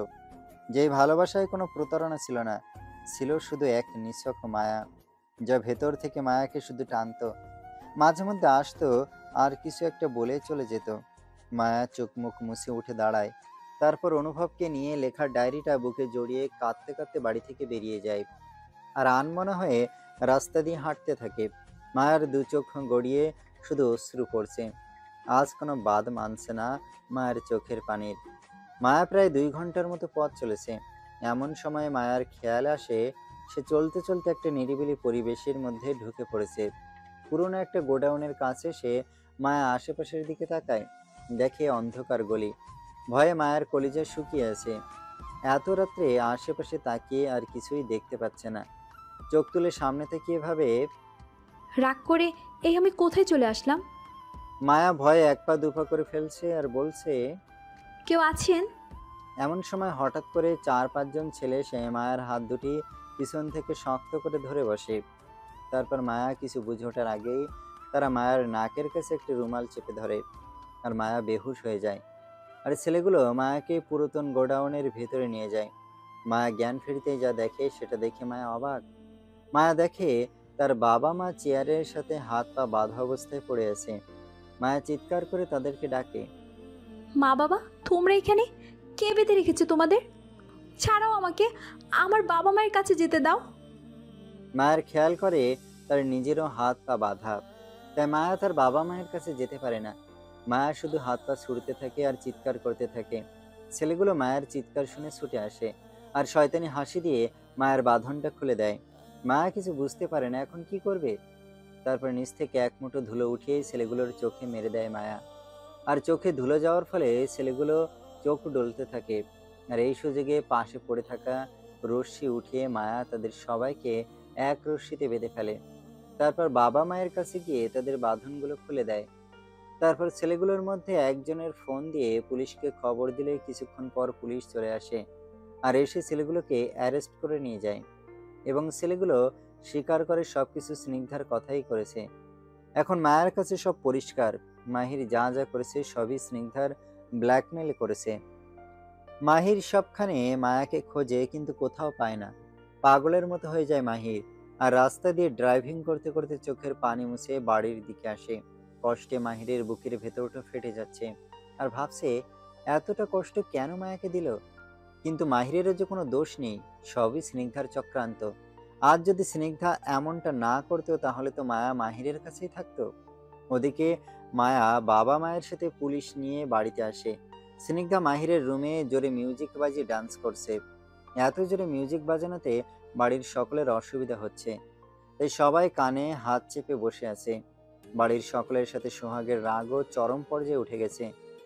আমার মেয়ে বাড়িতে নেই, আর এখানে ফুর্তি করা হচ্ছে। ওই মেয়েকে আমি এক্ষুনি ঘাড় ধাক্কা দিয়ে বাড়ি থেকে বের করে দেব। বলে সোহাগ উপরের দিকে যেতে লাগে। সোহাগকে মীরা আটকিয়ে দেয় আর কান্না জড়িত কণ্ঠে জড়িয়ে ধরে সোহাগকে বলে, না, এরকম কিছু করবে না তুমি। ওই মেয়ে কি বলেছে শোনোনি? ও বলেছে ওকে কিছু বললেই নারী নির্যাতনের মামলা করবে। হগো, আমার মেয়েটাকে আগে ফিরে আসতে দাও, তারপর যা করার করো। মীরাকে কাঁদতে দেখে সোহাগ থেমে যায়। মীরার মাথায় হাত বুলিয়ে সান্ত্বনা দিতে থাকে। এমন সময় মায়ারা আসে। মায়া খেয়াল করে মাহিরের রুম থেকে খুব জোরে মিউজিকের শব্দ আসছে। কারোর সাথে কথা না বলেই মায়া সোজা উপরে চলে যায়। পুলিশ মায়ের পিছু পিছু আসে। মায়ার বাবা মায়ের অবস্থা দেখে বাড়ির সবাই এগিয়ে এসে তাদের সোফাতে নিয়ে বসায় আর জানতে চায় কি হয়েছে। তারা সব খুলে বলে। মায়ের রুমে এসে মিউজিকটা অফ করে দেয় আর ডান্স করতে করতে থেমে যায় স্নিগ্ধা। রাগী দৃষ্টিতে পিছনে ঘুরে তাকিয়ে দেখে মায়া দাঁড়ানো। স্নিগ্ধাকে রাগী দৃষ্টিতে তাকিয়ে থাকতে দেখে মায়া এগিয়ে আসে। তারপর হে মায়া। গালে হাত দিয়ে বলে, মায়া, মায়া তুমি কিন্তু। মায়া আর কিছু বলতে দেয় না স্নিগ্ধাকে। একসাথে অনেকগুলো থাপ্পড় বসিয়ে দেয় স্নিগ্ধার দুগালে। তারপর মায়া স্নিগ্ধাকে ধরে ধাক্কা দিয়ে ফেলে দেয়। একজন মহিলা পুলিশ এসে স্নিগ্ধাকে ধরে বসে। মায়া এগিয়ে এসে স্নিগ্ধার সামনে আঙুল উঁচিয়ে বলে, তোর এত বড় সাহস, তুই আমার বাবা মাকে তুলে নিয়ে গেছিস, আমার অনুভবকে দিয়ে তোর হাত পায়ের মালিশ করিয়েছিস, তোকে তো আমি। মায়া স্নিগ্ধাকে আবার মারতে যায়। একজন পুলিশ মায়াকে থামিয়ে দেয়। তারপর মায়ের সাহসিকতার জন্য ধন্যবাদ জানিয়ে মহিলা পুলিশগুলো স্নিগ্ধার হাতে হ্যান্ডকাপ পরিয়ে দিয়ে স্নিগ্ধাকে ঠেলতে ঠেলতে বাড়ি থেকে নিয়ে যায়। স্নিগ্ধা মায়ের কাছে ক্ষমা চায়। মায়ের পায়ে অবধি পড়ে, তবুও মায়া স্নিগ্ধার প্রতি একটুও দয়া দেখায় না। পুলিশদের বলে, ওকে যেন ফাঁসিতে ঝুলানো হয়। ফাজিল মেয়ে আমার বাড়িতে এসে আমাকে আমার রুম থেকে বের করে দিয়েছে। কিছুক্ষণ পরে মাহির বাড়িতে আসে। মায়ের বাবা মাকে দেখে মাহির অবাক হয়। কিভাবে স্নিগ্ধার কবল থেকে বেরিয়ে আসলো জানতে চাইলে সবাই মাহিরকে সবকিছু খুলে বলে। সবকিছু শুনে মাহির মায়াকে খোঁজ করে। আমার মায়া কোথায় মীরা মা? মীরার কাছে জানতে চায় মাহির। তোমার রুমে দরজা আটকে বসে আছে, যাও গিয়ে মান ভাঙাও। মাহির চোখ মুখ মুছে ছুটে নিজের রুমের কাছে যায়। দেখে দরজাটা ভেতর থেকে আটকানো। মাহির বাইরে থেকে মায়াকে ডাকতে থাকে, এই মায়া, দরজা খোলো। না, খুলবো না। কেন? আমার রুমে একটা কাজ আছে, প্লিজ আসতে দাও। না, দিব না আসতে। আপনি কাল আমাকে রুম থেকে বের করে দিয়েছিলেন না, এখন তার শোধ তুলব। কিসের শোধ? ওই যে আমাকে একদিন রুম থেকে দূরে রেখেছেন, তাই আপনাকেও 2 দিন দূরে থাকতে হবে। এটা কেমন যে তোমার? আচ্ছা, তুমি কি কখনো বদলাবে না? না। আচ্ছা ঠিক আছে, বদলাতে হবে না। আমার দরকার একটা জিনিস আছে, দরজাটা খোলো, আমি নিয়ে চলে যাচ্ছি। সত্যি নিয়ে চলে যাবেন তো? এবার খোলো। ঠিক আছে। মায়া দরজাটা খুলে দিতেই মাহির রুমে গিয়ে ভেতর থেকে দরজাটা বন্ধ করে দেয়। এ কি, আপনি এটা কি করছেন? মায়া আর কিছু বলার আগেই মাহির মায়াকে কোলে তুলে নেয়। তারপর মায়াকে বিছানায় নিয়ে এসে বসিয়ে দেয় আর কান ধরে মায়ের সামনে হাঁটু গেড়ে বসে বলে, সরি মায়া, আমি মানছি আমার ভুল হয়ে গেছিল, তাই বলে আমাকে আর তোমার থেকে দূরে সরিয়ে রেখো না। তোমাকে কষ্ট দিয়েছে আমিও ভালো নেই।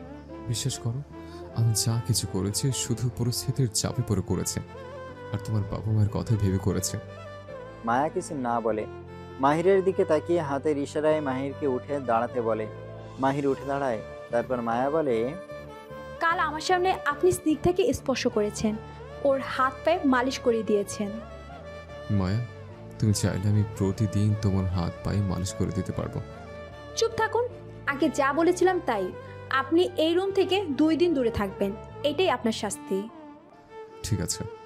মুখটা কালো করে মাহির রুম থেকে বেরিয়ে আসে। টানা 2 দিন মাহিরকে পাত্তা দেয় না মায়া। 2 দিন পরে মায়া নিজেই মাহিরের কাছে যায় আর মাহিরকে বলে,